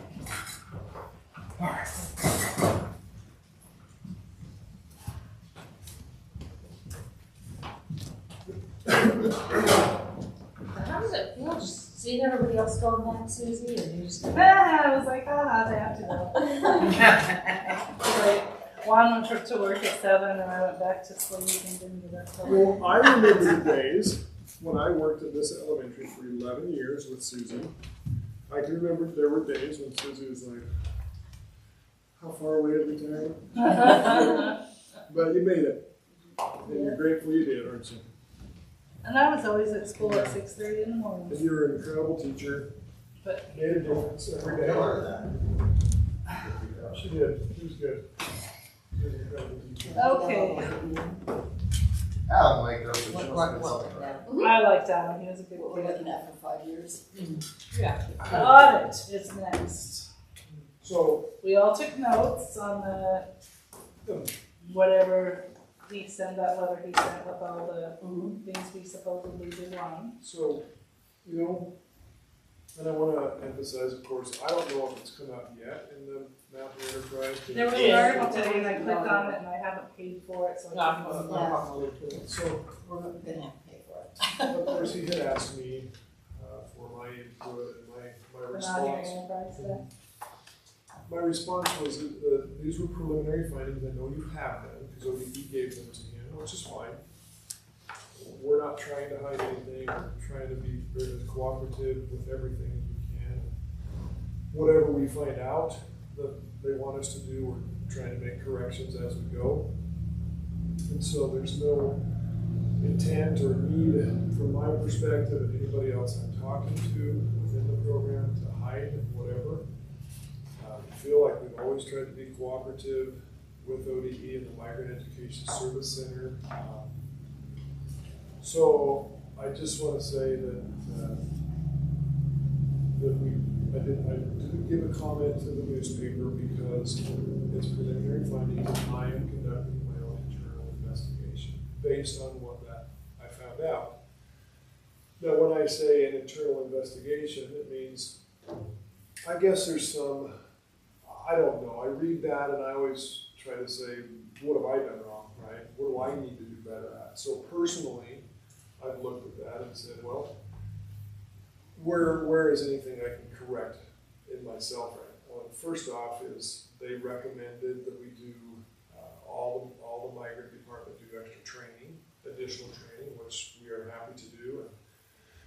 including me.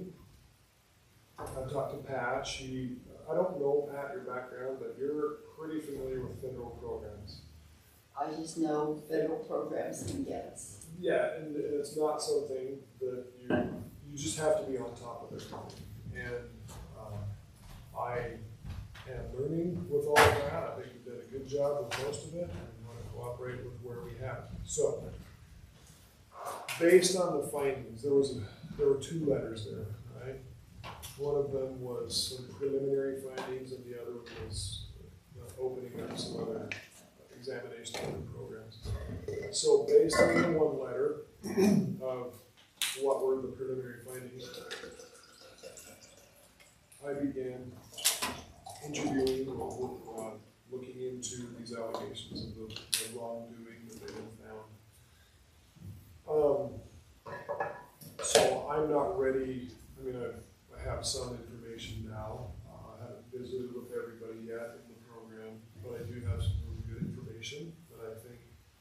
Well, can we ask you some questions? Absolutely. You feel free to ask questions.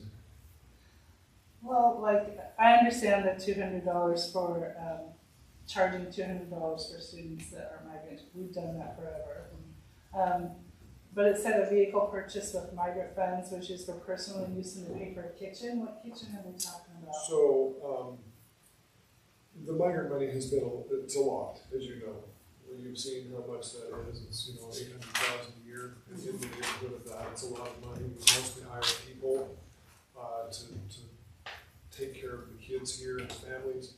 But we also have things programs and activities that the kids are involved in, some scholarships, and also the summer school. Obviously, it's different. Summer school is a different grant than the regular year. Excuse me. So we had quite a bit of money one year, and what we were trying to do is upgrade this kitchen in here, just right across the hallway, Okay. the staff room, to make it so that we have our migrant preschool here. So there was some difficulty out in the cafeteria with finding space because she's preparing. I don't know if the food requirements are different for the preschool kids than they are the regular kids, but she was kind of isolated out there. They found a place for her to work, but there was crossing of sharing of tools and some frustration among workers. So we were trying to upgrade a kitchen where she could prepare food here. So we submitted that plan to the director, who at the time was Jonathan Furno.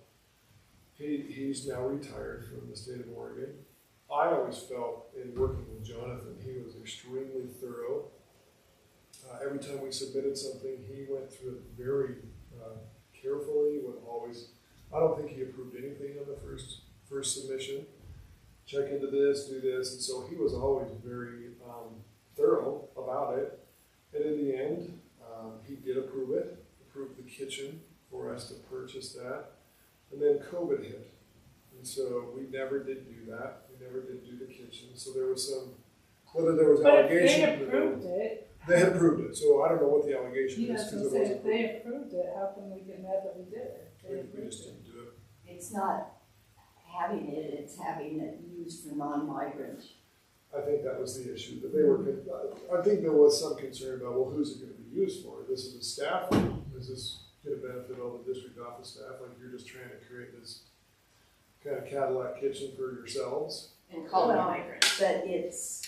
I think there was some, but Jonathan asked all those questions, and he, in the end, approved it, but we never did build it for quite a few reasons. Number one, the cost was a little prohibitive, above what we had asked with engineering, costs that were in there, and so we just never did. So how can we get mad about us doing something that we never did? I don't know. I mean, obviously, that's written in there, and so we want to hear more about it, right? I haven't had a discussion with them.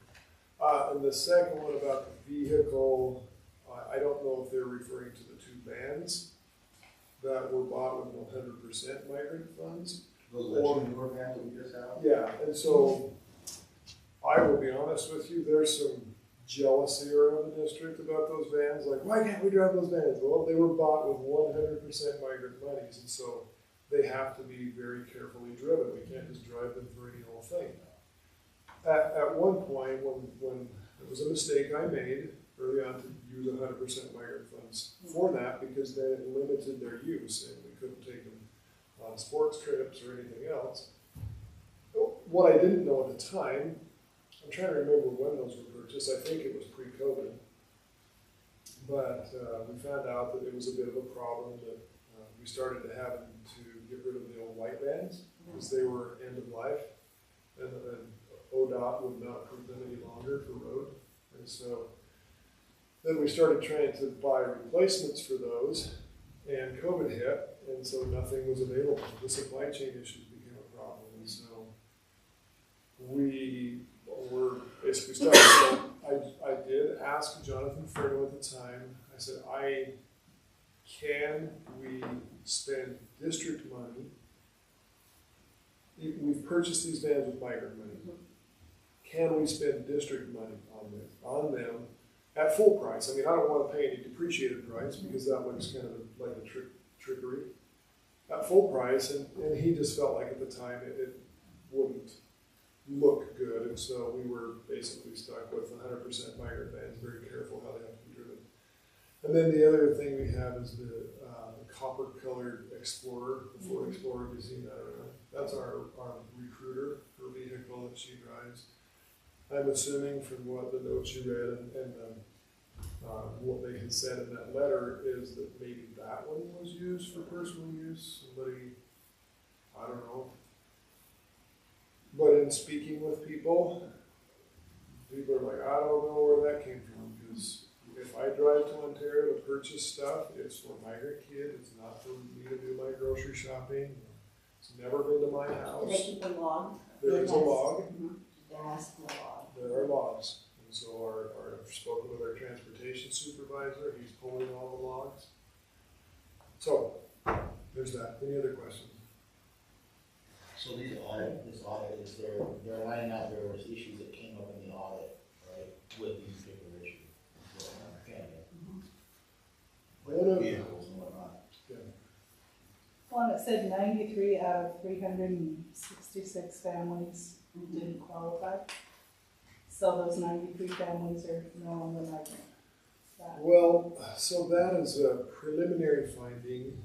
Now, I don't Yeah, are know. those just Nyssa families? I believe so. I don't think that's part of the consortium. I don't Has think he that's sent in us a list of those 93 families? No, we don't know that yet. And so I don't know the reason either, right? So when these re-interviewers, these independent re-interviewers who've done it in their locations across the country, I believe they're retired and just working back.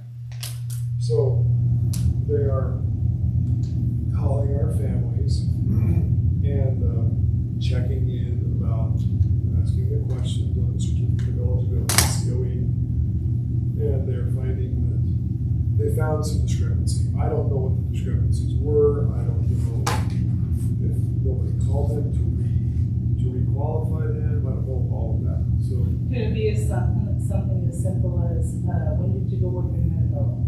Before they might say, well, I think it was March, but maybe April. I mean, But it goes on to say that there were some of these COEs that were altered, so there was that. So and that's the big thing. yes. So again, this is preliminary findings, not only from them but from me in my investigatory. So I'm asking our personnel to tell me about this. What do you know about this, right? When you say personnel, you're talking about. Our recruiters, our migrant office personnel, our director, supervisor. Those people are in the ceiling, right? So Gabe doesn't do the COEs, it's mainly the recruiter. The recruiter and then the data specialist. So the person who was the data specialist at the time no longer works for the district. She resigned, I think it was November, but I'm not sure, last year. Anyway, she no longer works here. I don't know who the complainant was, the person, the whistleblower, or the well, it person. said there were multiple. Right, so, or more, right? So, that said that that they had observed some changing or some not appropriate behavior on the COEs. So, what I can say, what I do know at this point, and I don't know all the details, obviously it would depend on the person or the family that the recruiter spoke to, or even not only the person, because the questions wouldn't change. The time that the questions were asked might change, because during COVID, there was a time they couldn't go face to face and say, COVID didn't allow that. The recruiters had to call. So how do you do a CO, when someone has to sign on a computer screen, used to be a piece of paper, but now it's a computer screen. Can't sign anymore during COVID for a time. I don't know that time period, but we're trying to narrow that down and figure that out. But people, I mean, if that happened, that's obviously not good. We have to figure that out and we'll react to that. But if basically, if someone altered a COE, That's that is fraud. it is fraudulent. So it's a problem. So that's the first reason there was fraud, and so that is absolutely something that is very serious, not only for the district, but for the person. So what I'm trying to determine, and I don't know if I'm a good enough investigator, I haven't talked to ODE or OMESC about this, but certainly we want to be in communication with them, whatever they can share, whenever. They said, I think they said within 2 weeks. 2 weeks. So hopefully we'll know some more about this. But I do know that during the COVID pandemic, they called and had to fill out the COE on their own, from what people were telling them. Sometimes she said that she took notes on paper and then filled it out later. So if someone's observing that, again, I'm not saying that's the only possibility, but that's certainly one possibility. If someone observing you doing this looks like, why are you doing that? You're not talking to people on the phone telling you this. Perhaps she was going off notes that she took. So again, I'm in the process of figuring out what that And the person who did that is no longer employed. I don't know who the complainants were. Well, the person who was. The person who was accused of doing that, she still works. Okay. She does the work. She does, and so I also want to let you know that I have consulted legal counsel to try to guide me through this process. That's why, for one of the Legal reasons. counsel with, OSBA. Yeah, what's that? Yeah, just to kind of guide me through, you know, if there's any reflection upon me, then somebody's gonna have to do an investigation. I assume that's ODE about my participation here. I know that I did nothing fraudulent, but are there areas as the supervisor director of the migrant program? Absolutely. The trainings I need to do better at. I need to be more informed of the program, the COEs, those questions, all of those things to say, hey, what are we doing with these 93 out of 3 something? Well, what I do know, I don't know this. Well, staff, some of our migrant staff are telling me that some of those 93, I'm assuming that some of the 93 are starting to be put back into the migrant program. I don't know this because I don't have access to that website. I've waited for that database. I've waited for ODE so that I can ask. I'm just trying to be respectful of their process to it. So, anyway, as to who they are and if they're being put back and why. I don't know. I don't know why they're has here. Gabe heard anything, or Jesus? What Gabe has noticed is some of the families' names that were originally removed are starting to be put back, but they're not telling us. So They're he just kind of putting it knows back. who they are because they were. He has some idea. Oh, I thought Jesus Prado was Their go-to. go to or whatever. He had been for a time when before re-interviewers were going with ODE, and now he's kind of not. I think ODE's, I wouldn't say they've gone blank on us. That's not what I mean at all. They're just not using Jesus anymore. I think they've found what they need and they're working through whatever that process is. And so Jesus, to my knowledge, hasn't been as involved with ODE for the last few weeks because I think they're working through findings, what to do from there. But so I haven't spoken with everybody yet. But So, Well, I suggest that we do training on our staffs right away. here we are. Just, So Gabe will go Friday. Gabe and the whole migrant staff will be on the training on Friday. It's actually for new recruiters and new personnel, but since some of them are new and since we're needing to do training, it's in Hermiston. It's great. Yeah, so they're gonna do that in Hermiston. They're driving to Hermiston. In the migrant. In the migrant vans. Pretty good. Any other questions? Yes, the summer school. Yeah, good question. So I looked into that summer school situation. So because it had been such a long-standing practice, I didn't think there was anything wrong with That's So- when we had that summer school grant. it. Yeah, that was there for that, right? So I didn't call Jana Iverson, but one of the personnel did call her and asked her what history she had on it. And so I don't want to put Janice, because I didn't speak to her, but from what I understand, her recollection is that the $200 came from a time, and I'm trying to remember a date, because I believe I was here at the time. It was called the 21st Century Learning Grant. And so that was extra money that was given by the state to school districts who were low achieving. So schools that were having difficulty with their test scores, needing to upgrade that. So extra money came to districts for that during that time. I'm kind of remembering Janine Weeks leading that in elementary, which is I think That one we late had log on. 90s, early 2000s. We had log on, and I think there was like 5 or 6 years when anyone could go to summer school, Yes. not just. So that 21st Century Learning Grant money was helping kids extend their learning because we were a low achieving school.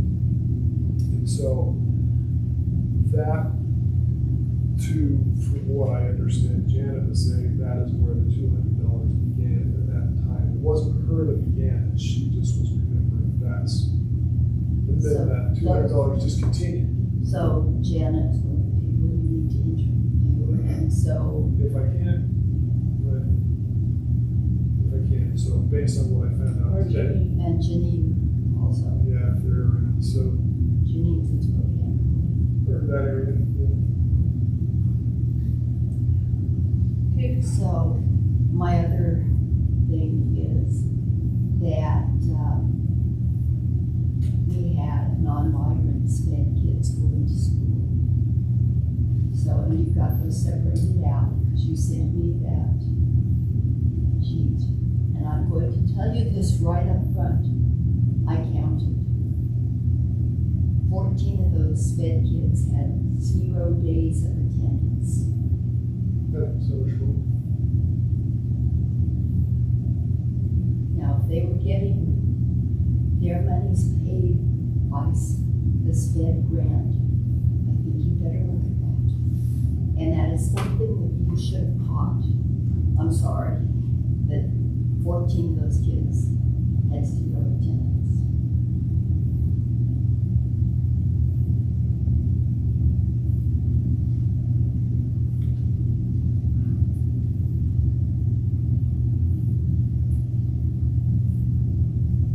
So the other thing with this is that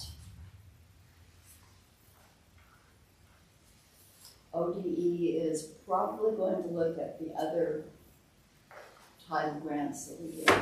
They were doing it. Mhm. And I understand we have a new elementary school vice principal. I understand the vice principal is in charge of the Title I-A, which is almost $500,000. Yes, she and I work closely on that together. Make sure she's training her how to. I'm sure that she's going, whoa. Well, that's new for her. She's pretty experienced with a lot of stuff, some federal programs. But, what was I gonna say about that? Oh, some of the federal programs in there, we just went through an audit recently. I know. So, and passed, and it was a process. We have a lot of the data from that, so, just wanted to say that. So I was surprised to see that those were brought up too, because we just recently went through an audit, but that's fine, we'll cooperate. It's ODE's right to do that if they'd like to. Well, and they also state here that if they have to have an outside, if the State Department has to have an outside person come in to do this audit, we are going to have to pay part of that cost. Well, it's a surprise to me because we passed the audit. Well, Within the no, last but year. I mean, you know, when they come out and look at these title programs, so we have some additional costs that we may be encountering. Yes. So, you know, I understand the Title IIA is sort of Small funneled grants. into, it's a small grant, but it's continuing ed Yes. for the instructors. And Title III, Part A, the language, The and I understand that you're in charge of that, transitioning that to Araceli. So, and then Title 4A, you're in charge of that one. Ryan is.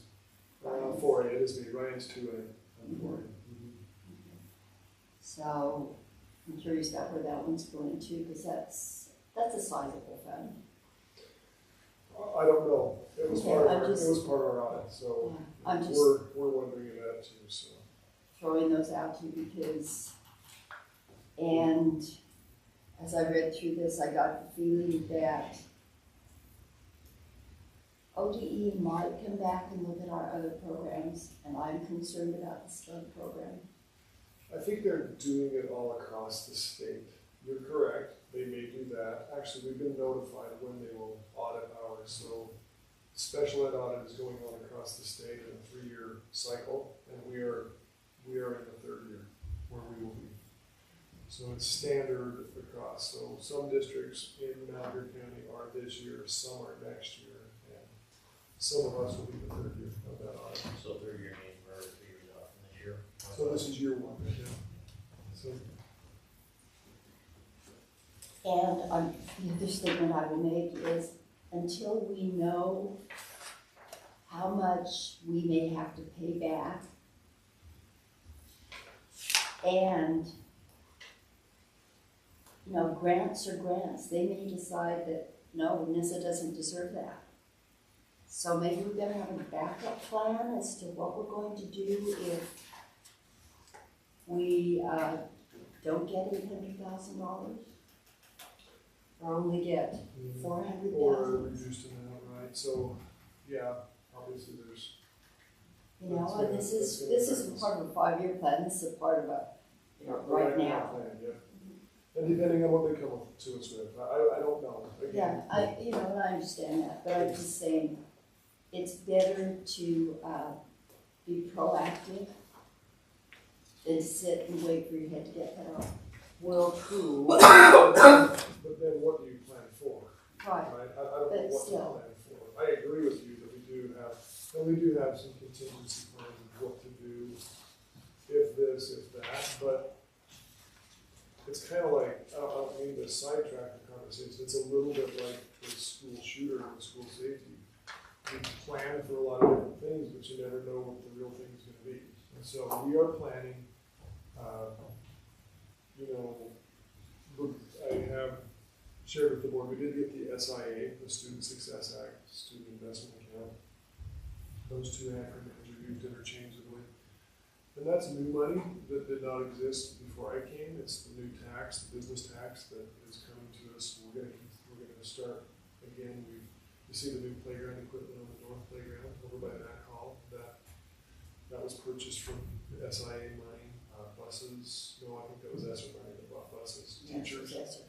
So we have to have the community meetings, the community engagement to ask our community, what is it that you would like to see us spend this money on, this SIA money? And so We had We're one gonna of those continue a that couple of again. years ago, we're gonna start that and I again this year. remember that was one of the reasons that we got the school nurse. Yep. Because that SAI money can only be spent for certain. Correct. certain Well, it's what our items. community says, right? And so Bobby is funded out of that, our new mental health, district mental health coordinator. Which brings to mind another thought.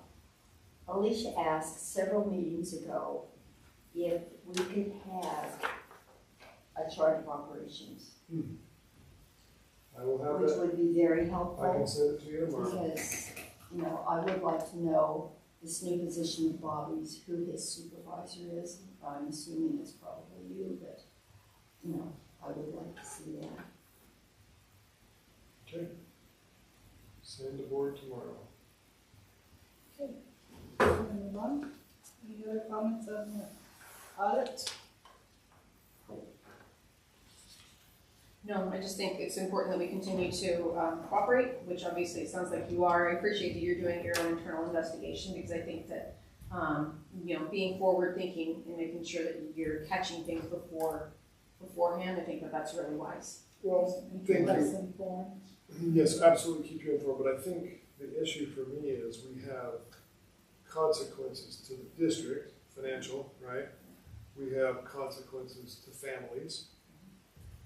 And ODE, maybe they do, I don't know, perhaps have some authority to affect employment, but we also have misconduct or of employees. There may be some discipline or some termination or whatever, right? So that's where I'm trying to do my due diligence or my internal investigation, saying if there is wrongdoing here, that's where the attorneys will say, hey, yes, no, if there is, then let's move in this direction. It's an employee issue, right, that needs to be dealt with through PACE, OSBA PACE.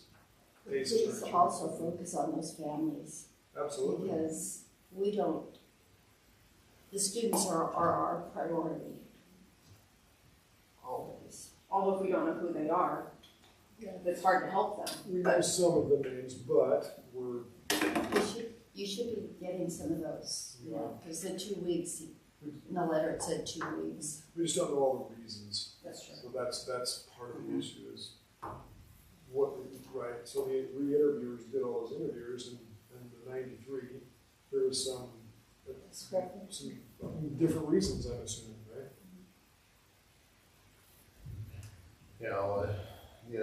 Your internal investigation is all kind of a necessary thing anyway, especially where there's allegations of employee misconduct at some point.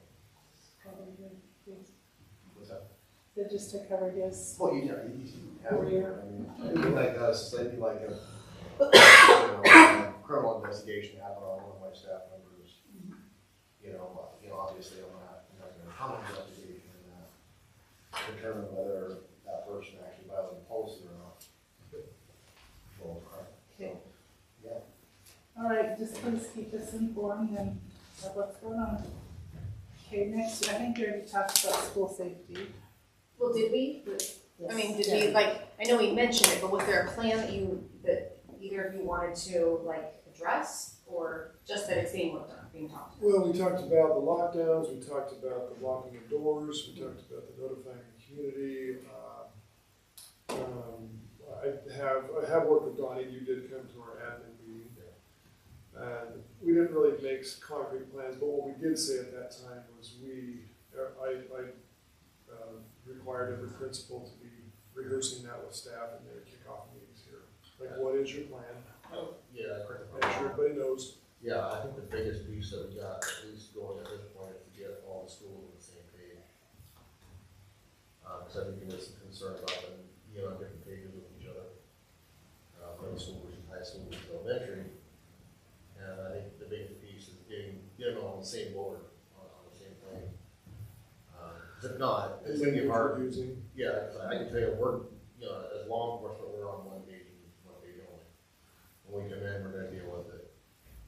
And so it'd be good to have the school doing one thing that we know about, so that I don't have to say, okay, it's elementary or the high school, this is what we're doing, Now, obviously, there's gonna be some differences, nuances, because of differences in the building.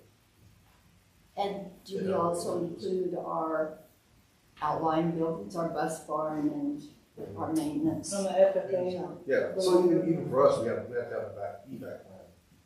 Where are we gonna take the students to when all this happens? It's like, 'cause that's gonna happen, we're gonna have to have a Shelter in place, or if you need to go off campus. place. So obviously, one of the biggest things is we're gonna have a giant mess when something like this happens, and we're all gonna be able to reunite families with the children as soon as possible. Obviously, there's some, maybe some investigating that happens, talking to some of the kids, talking to witnesses and stuff like that, that you hear, that's gonna take some time. And some of those kids, the majority aren't gonna see anything, they're gonna be stuck in a room somewhere.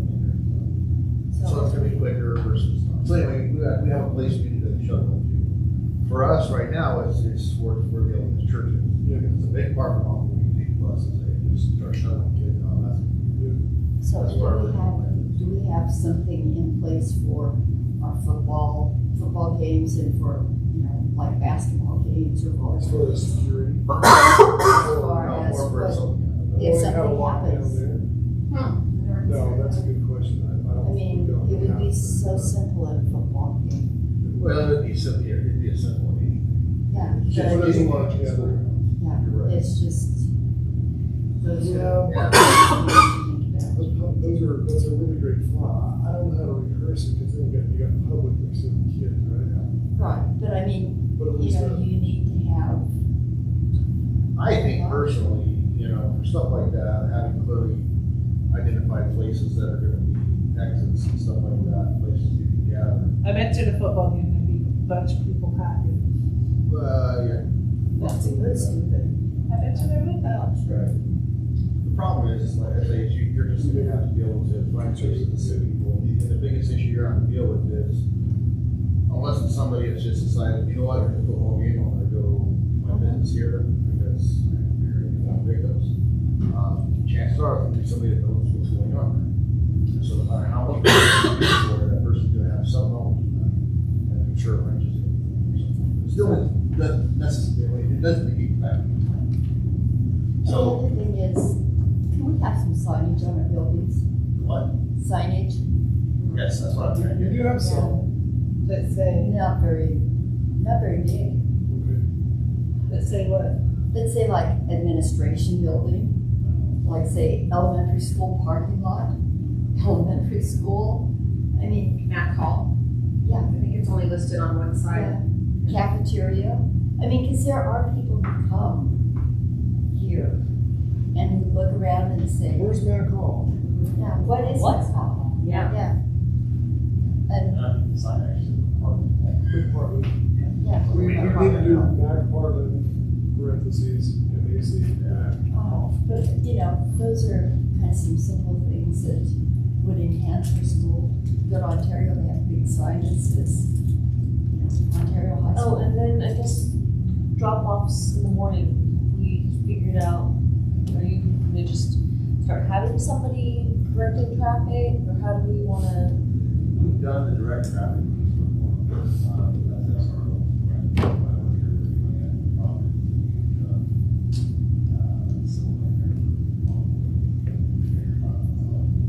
something happened.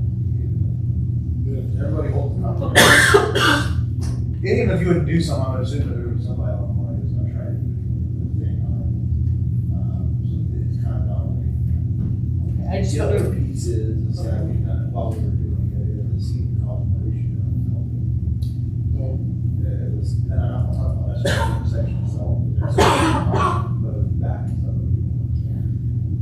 So, The whole point of it is, it's one thing, I talked to the city manager about this here, talked about last week, just the week before, there was supposed to be some plan when we did all this work on roads, do something with that intersection, like offering some kind of, like a turn lane or something that's gonna break that. I don't know what happened. I just wondered if, just something like, I just think traffic would flow if you didn't have like left turn coming out of that parking. during Yeah, certain well, times. well, the left turn, because then the light backs and all that. So somebody suggested to only do a right turn, but then that plugs up this. So I was the principal there for, or vice principal for 11 years, and I just always felt like that straight across, past, down. Is it good? Okay, it's just down, good, and then people can route from there. Just get everybody out of the back up at the light, and the mess at the high school, but Going down. avenue. Pull straight out of the elementary parking lot. Instead of turning left or right, just go straight past Rick's.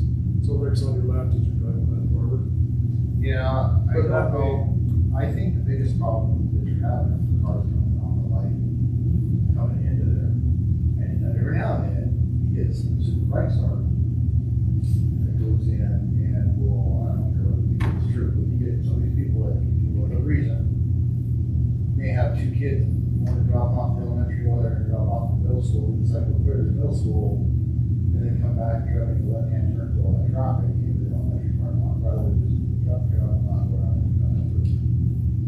So every now and then you get one of these people who do that, and they'll stop and plug the intersection on, because they're afraid they turn to like the cars coming from the intersection. They like, I have literally seen that happen. Yeah. I actually stopped a lady in the parking lot, and had a very stern thing, kind of getting a piece of paper across the money kind of conversation. But that continues to happen. Because they're because that's what happened. They would shoot. She would go out, drop her, go straight instead of, elementary right there, turn right, go to the right, and turn to leave that parking lot. It's not as hard to do that. And then when you're done, you just go straight out. Instead, she'll come in and pull it here and then wait till there are no cars turning at the light before she'll make a turn. And by then, you got traffic backed up, clear back into the middle.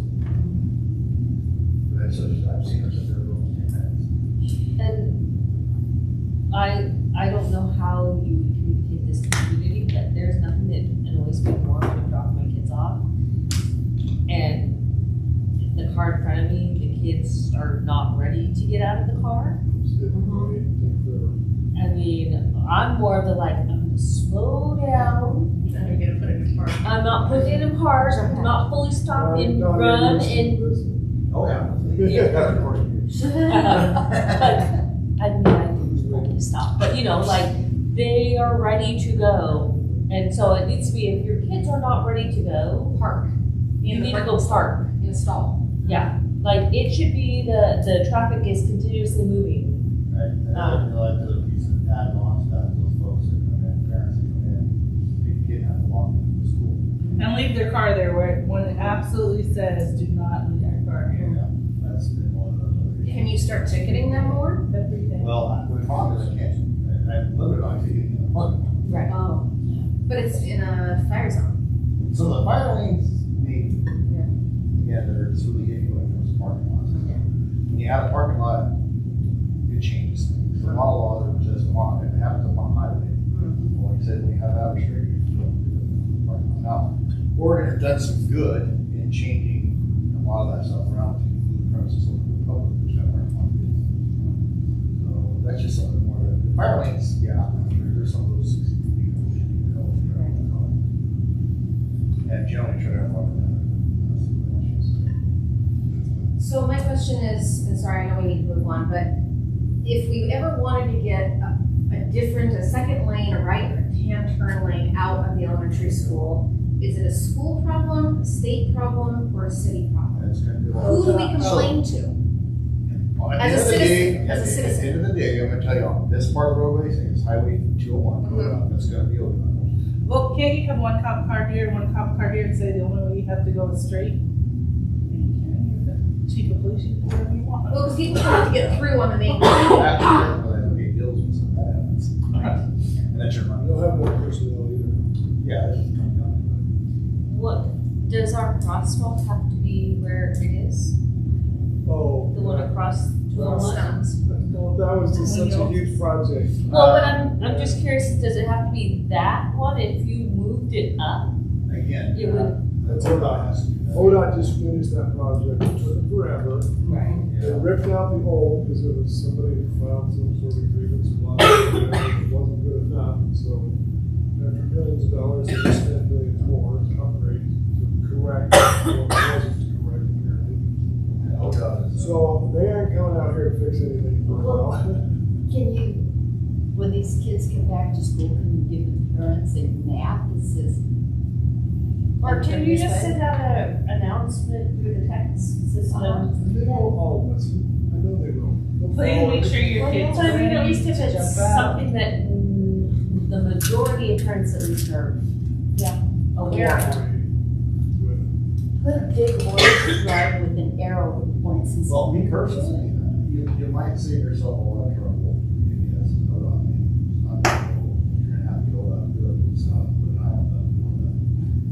so they can't go across, or they can't make left turns. So there's a safety. It's gonna force them to have to either come in, make that right turn, and go out. And keep that traffic flowing in that time there. I guess the only real, saving grace to that, other than maybe having a left turn. Get across. Well, I don't think they do. Cars continue to pass. Semis would be upset. It doesn't have to be a big item, it's enough to say, you can't drive, you can't make it straight across, you can't turn left here. Because really, the only reason why we're turning in there is because of the school. And the left turn is a Or the problem. straight. The left turn into the parking lot, coming this way into the, is a Yeah. problem. Okay, so it's an ODOT issue, but yeah, if we can just, Maybe do send one of that, all the texts that they get, just remind them. Just remind people. That's a good That when you idea. talk about, have them ready. Have your kid Keep ready, them make breakfast sure in the you. line and getting them dressed. And if they're going to school, they should probably know how to unbuckle their own seatbelt. I hope so. No, there are a lot of parents that get out. Are you kidding? I am, oh. open the door, unbuckle their child, get them out, put their coat on, Hug. give them their backpack, give them a big hug, and then send them off. And And we meanwhile, love that they love their kids. That's course. wonderful. yes, but And you expect Park. the first day a lot. park. Right, Well, first hard day is to hard, gonna, we're of gonna do course, that. the first day will always be a mess, always, and that's okay. That's true. We know that That's the that's gonna be the way it's excuse. gonna be. It'll be If I parents wasn't, crying, I'd not do kids. Right. Right? Okay, let's move on. Okay, the next is the vacant lot. If I'm reading this correctly, Diane Ewing, who used to be her husband used to be our city manager, has passed away and left a lot to the school district. It's on the corner of Oak and it says Northwest Fourth. Is that North Fourth? Where's that? North Fourth and. So North Fourth, You know the big hill home? yes. The old hill Okay, You know, I'm trying to think of. Fourth is the street that goes between me and the lawyer's house. which is not. No, it is. Well, you know, okay, so you know where the park is, right? The Which park North- is down North there, The North North Park. The one by the Catholic Church. Yes. Yes. Sean Jensen's old. So, Locust Avenue is right there. If you go across Locust Avenue on the 4th Street, you down, it'll be right there near the end. And Oak is that dirt road stretch that runs on to North Third and goes straight down to, I'm trying to remember what it is,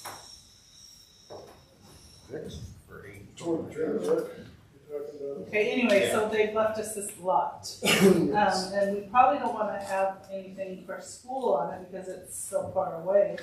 My suggestion would be to put it up for sale. I don't know how much you can get for it, but There was What if probably- it's an alternative high school? well, we're already getting ticketed because there's weeds growing, so the ordinance shop's already Jess getting is the not ticket. maintaining it. Sweet. I mean, that's just. You know, is it a hazard, is it a, somebody could injure themselves or cause a problem on that property and then it becomes a district? I mean, we thought about having our high school construction build a house, perhaps there. I mean, it's far enough away that it's a little bit of a problem for getting people there and back. Certainly, I mean. What's the lot worth, ballpark? Well, what they have here is old, it was an old one, so it really went up, everything in value went up, and now we're on the downhill slide. I think, what they say, 15,000? This one says 17.9. 17.9. How big is the lot? It says in my opinion, the property's worth 10,000, 15,000, but for listing purposes, I would 963 recommend square a feet. list price of 17. 10,963 So they had square listed feet. it at 30-something, That's not terribly big. 59. 59,000. I mean, that would help cover some of the costs of the high school remodel. But this was a while ago, and that is actually why I wanted to bring this up, because Pat came to that meeting. Pat, maybe you can give some opinion on that. Do you want me to tell them what's it? Well, everyone saw it. So 17.9 is not gonna help us, basically. Well, it's a start. 17.9 is 1% of what we need. 1.6, 1.7 million. Yeah. Well, but we could do, I don't know, I just think that's a liability, like you said. and they But have the to- other thing is that you need to get a real estate agent to do it, and it needs to be, I believe, at arm's length, so no one associated with. We'll buy it. So I can't buy it? No, you can buy it, but the real estate agent, we need to go The through. agent. and You're gonna have to have an agent. Fair who's market not value. us. Well, we have a couple in town. that we did. So here's one thing I would say, now, the district owning property is not always You know, it's not just too far away for us to do things. Sometimes it could be a swap. I mean, if we own property and we have a desire to have property elsewhere, that could be a swap with somebody. But chances of that, or I don't know how high that is, but you know, selling it is one thing. That's cash back to our district for whatever the board would like to allocate it toward. Or, you know, it's just currently just sitting there as Growing weeds. growing weeds and And Jesse Jesse has having to to maintain. maintain. Yeah, and then as I looked at the description, it says there's no sidewalks, Is there's, that included? No, I'm pretty Yeah. sure it's a lot of that. Yeah, so. But originally, I think they were planning on building on it. it says, yeah, curbs, gutters, and sidewalks need to be installed. Streetlights. See, so we don't wanna have to deal with all Yeah. that. That's why I said I think we should just put it on the market. Do we have to do this at the vote on this, I mean, Maybe. Yeah. and I don't know, who besides Beck does real estate in town? Larry, I think Larry Larry Wilson, Wilson. he's the one that gave it to me. Somebody. But like Mosman, she also does, and so does Amy Wood. Just get somebody to put So, on the market, but and you know, just- top might not sell right away. People are kind of afraid to invest right. Well, there has been a couple of people, that we've had talk to us city-wise that had property want to develop on them. Yeah. And so you might have some of those folks that There's a developer. either buy, might be interested in it. So I'm just saying, you know, it might take a while to sell, it might sell right Some away. of the best Nyssa property that's close to the school is owned So by, Megan, can we put I that can tell you, on I can tell to you right vote now, for that particular area, at our next meeting? is one of the nice, one of the hot areas. well, there's that whole spot out there is a property that's been bought by somebody who wants to develop. And I'm not sure if it attaches, but it's right there next to it. Sorry, what spot? I missed the beginning part. The old place used to call Scouting Hill, which is No, off of Oak, it's that empty area. If you go down between Third and you turn on Oak, and there's that empty space in between the, I think it's houses on Sixth. Behind my sister-in-law Maria's house. Yes. So there's this open Oh, lot, right? It's private property. I'm just saying. And it's owned by a guy who wants to divvy up and build houses on it. Yeah, he's a developer. And so that property's right in there with it, pretty close. So, just so you know. That's something to keep in mind. Yeah, I just think we should put it on the market and not have to deal with it. So that's something that needs to be. Yeah, I don't discuss And it. the board can know, I just Far want away. to throw out all the options. I mean, I'm sure there's more options than I gave, which is sell it, use it for something, or swap it if there's somebody interested. But Yeah. My question, if you're gonna use it, what would you use it for? correct. How you It's gonna deal with that? swimming pool, a city swimming pool. There you A go. district. There's swimming gotta be a grant for a swimming pool somewhere. Not big enough. There's a grant, but you gotta be able to have the business. Yeah, not able to run it. pool, high school. Well, if the HVAC. city owned half and I think the there's nothing school owned half, we could kind of So, share. yeah. Use it during the week for PE and stuff, and at night and weekend and summer. Jackpot, but I'm still working. See, you can And work that's somehow. I've always done If you do something until the next meeting, do you think that's, Should we move on to the student representative? I think we were hoping to be out here by 9, is that correct? Yes. Okay, so we've got about 20 minutes. may I recommend that a student representative, don't let that go out. As a student representative, we just have the student body president of the high school. If they know ahead of time that they're gonna have to do that.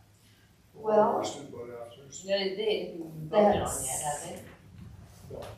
So this person, That's that one board of those. representative, is a student that kind of liaison Would kind of with come us. to the meetings and. They Yeah. just come to the meetings and. They do come, they advise us there, and so, I'm trying to think, this is Phoenix Talent Schools, but Yeah, I mean, you know, because they can tell us, What's if going they're- on in high school. well, not so much that, but if they have a special project and want, but at the same time, they listen to what we're doing and they can report that back to the student council.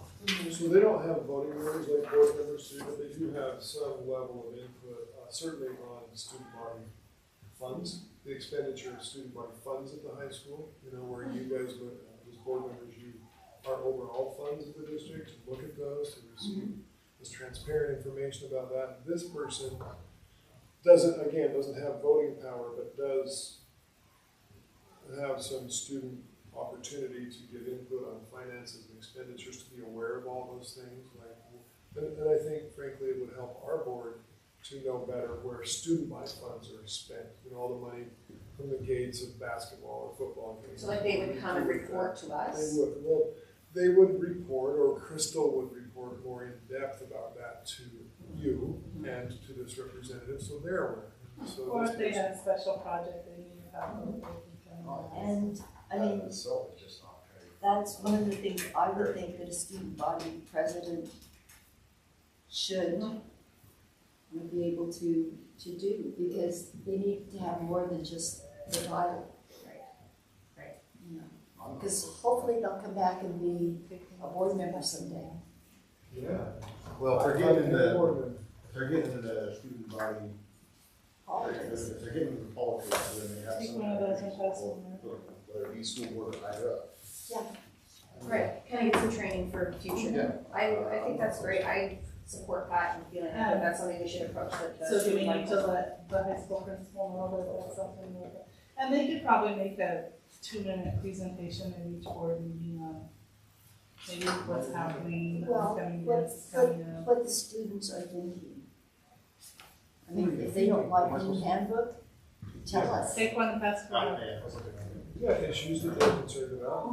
And those are the I'm things just that, gonna even let us know what's going on in the high school. That's good.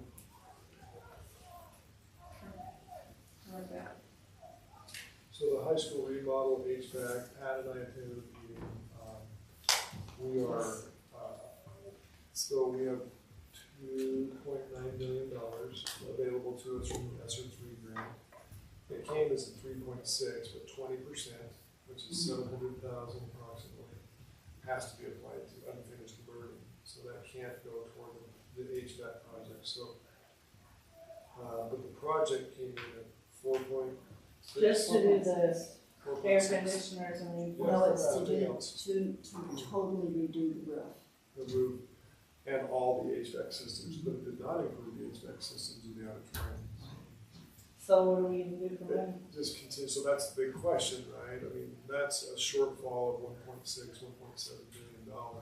We have a contingency account for facilities in the amount of about $1 million, which is not enough. So honestly, they were asking, our construction manager says, hey, I kind of need to know, are we moving forward? Are you putting up money? What are we gonna do?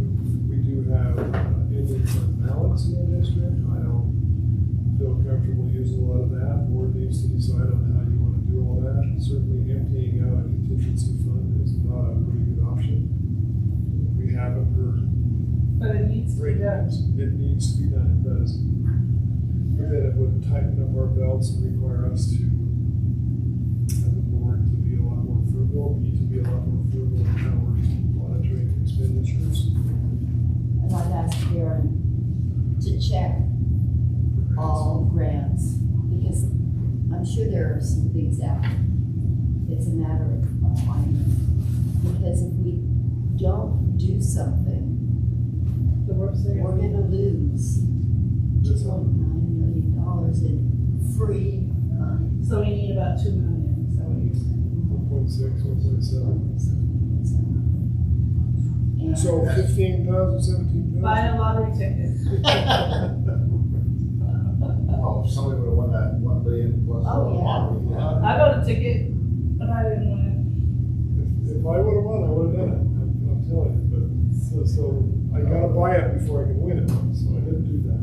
But before we think about expending any of our own funds, it. If there's we 3 million out there, need- something. right, but we need to know what's going on with this audit. We're going to have Because they're gonna pay a payback. Yes, and that's when you come first.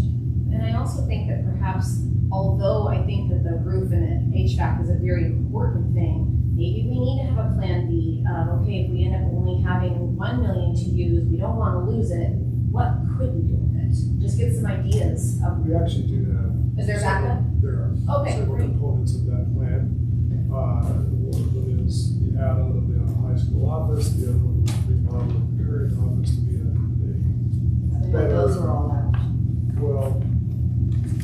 they don't fit the criteria of the grant, which was to improve airflow. Right. It was airflow and social distancing. So the remodel of the commons area might fit that. They'd have to alter it, they'd have to go back to ODE and resubmit, but still. So anyway, the preferable thing to do is to replace all that front. There are some, what do you call them, bailout times. I mean, they're doing their work, so that 2.9 million is going to pay for their work and their effort. So it'll be a lot less than that if we do bail, because we gotta pay for them. What they have done up to this point. Yeah. So, but also, when they talked to us, they said, okay, there is the possibility of just doing parts of, the worst parts of the roof and just sort of repairing the other parts. And I said, I don't think so. Like doing that. Well, but I mean, if we don't do something now, is it gonna go up another million next year? It's gonna keep Well, going guessing up? game. You know, and then, yeah, whatever happens, at some point, do that. But it is, what, 46 years old? It's the original system. Well, I remember in the elementary, when we were in the old elementary, we had lights like this, and every time it rained, water would drip off the It's lights. just kind of, Oh, wow. It's terrible. So, It's from the Engage Every Family. oh, yeah. And, when is the next, I know there's another school board conference like in November, It's in November. The annual. and where is it? Portland. right. Is that something that maybe we need to know about ahead of time, and maybe see if some of us wanna go? It's, take a migrant man. Take our, Yeah, take a migrant. Bad joke, too soon. Sorry. I just want to say about, we just received some board policies, we get board policies quarterly, and they come quarterly, so Megan just got some, they'll be in your next packet for September, just FYI. Man, you ruined I'm sorry, just got to prepare it for me. And as far as you know, it's gonna stay out for a few months, or? I talked with him, and he thought he wanted to give it a shot with his new job and Which see how is that fine, worked but out. he needs to come if he's gonna stay on. I'll continue to reach out to him.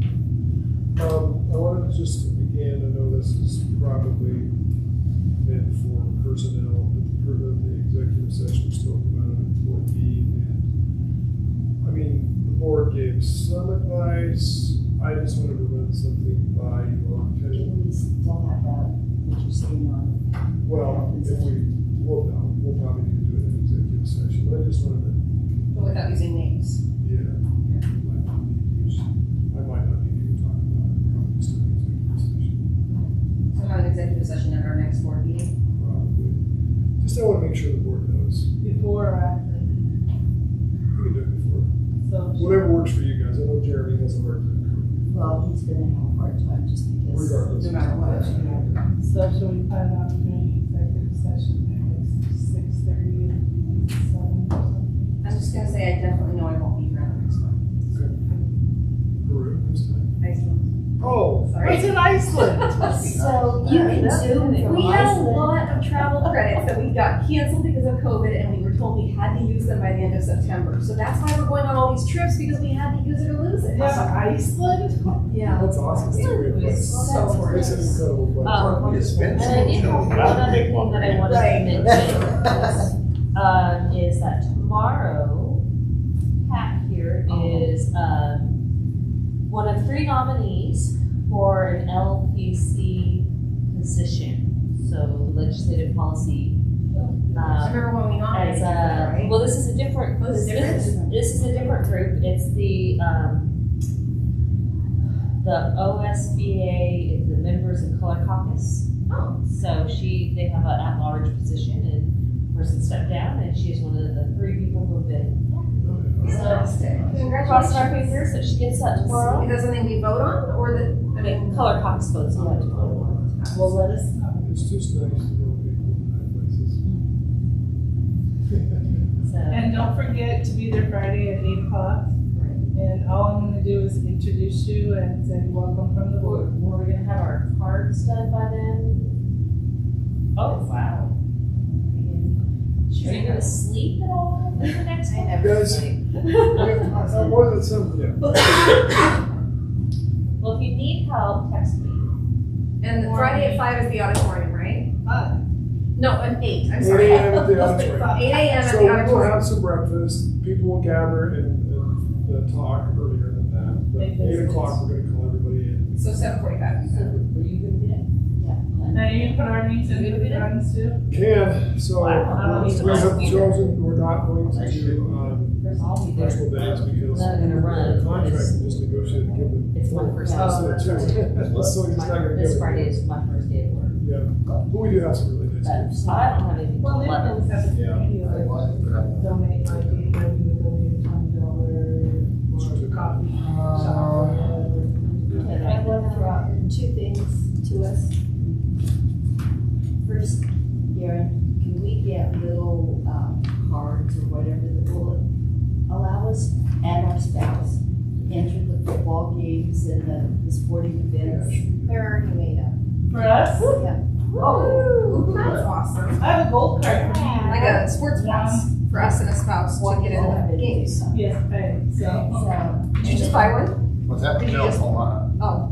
I get it with my spouse, Yeah. or my wife. Yeah. Oh, that's I true, will- yes. But yeah, that'd be kind of nice, You know, we do not get any. We don't really want Susie doing that. And I don't know about you, but printing all of the stuff that comes, paper and ink adds up. Would you mind if we thought about allotting each of us $100 per year to pay for paper and printer?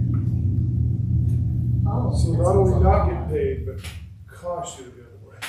No, I mean, you know, because, See, I was thinking in the exact opposite. I like now that we've been getting a lot more by email and then say, you know, I'll have something in paper at the board. In fact, I mentioned even a long time ago that if we could all be issued Chromebooks, we could do all of it paperless. Unless it had to be printed or done, you know, from a presentation, but everything could be uploaded through an email that we wouldn't even have to have paper. Susie's looking at me funny, like, help. Okay, Who's gonna sit next to since me? my printer just died. Oh, your printer just died? Oh. Some- I print so Those are much. good stuff. I just, You need to I like talk having to- it all electronic. I'd be okay not having any paper, but. Well, let me check into our. Some of us aren't as computer savvy as the rest Well, of I, you know, poor Tanner and poor Chase get these phone calls all the time. What do I do? Well, I had to have Chelsea. We make me an appointment at the DMV. I can't figure out how to do it. You know, Oh, so, Yeah. but I do know that. When I went to renew his license, I had to help like 4 people check in. I know because they tell you take your smartphone, take a picture, and scan it. I'm like, what are you talking about? Just say made an appointment. Let me come in.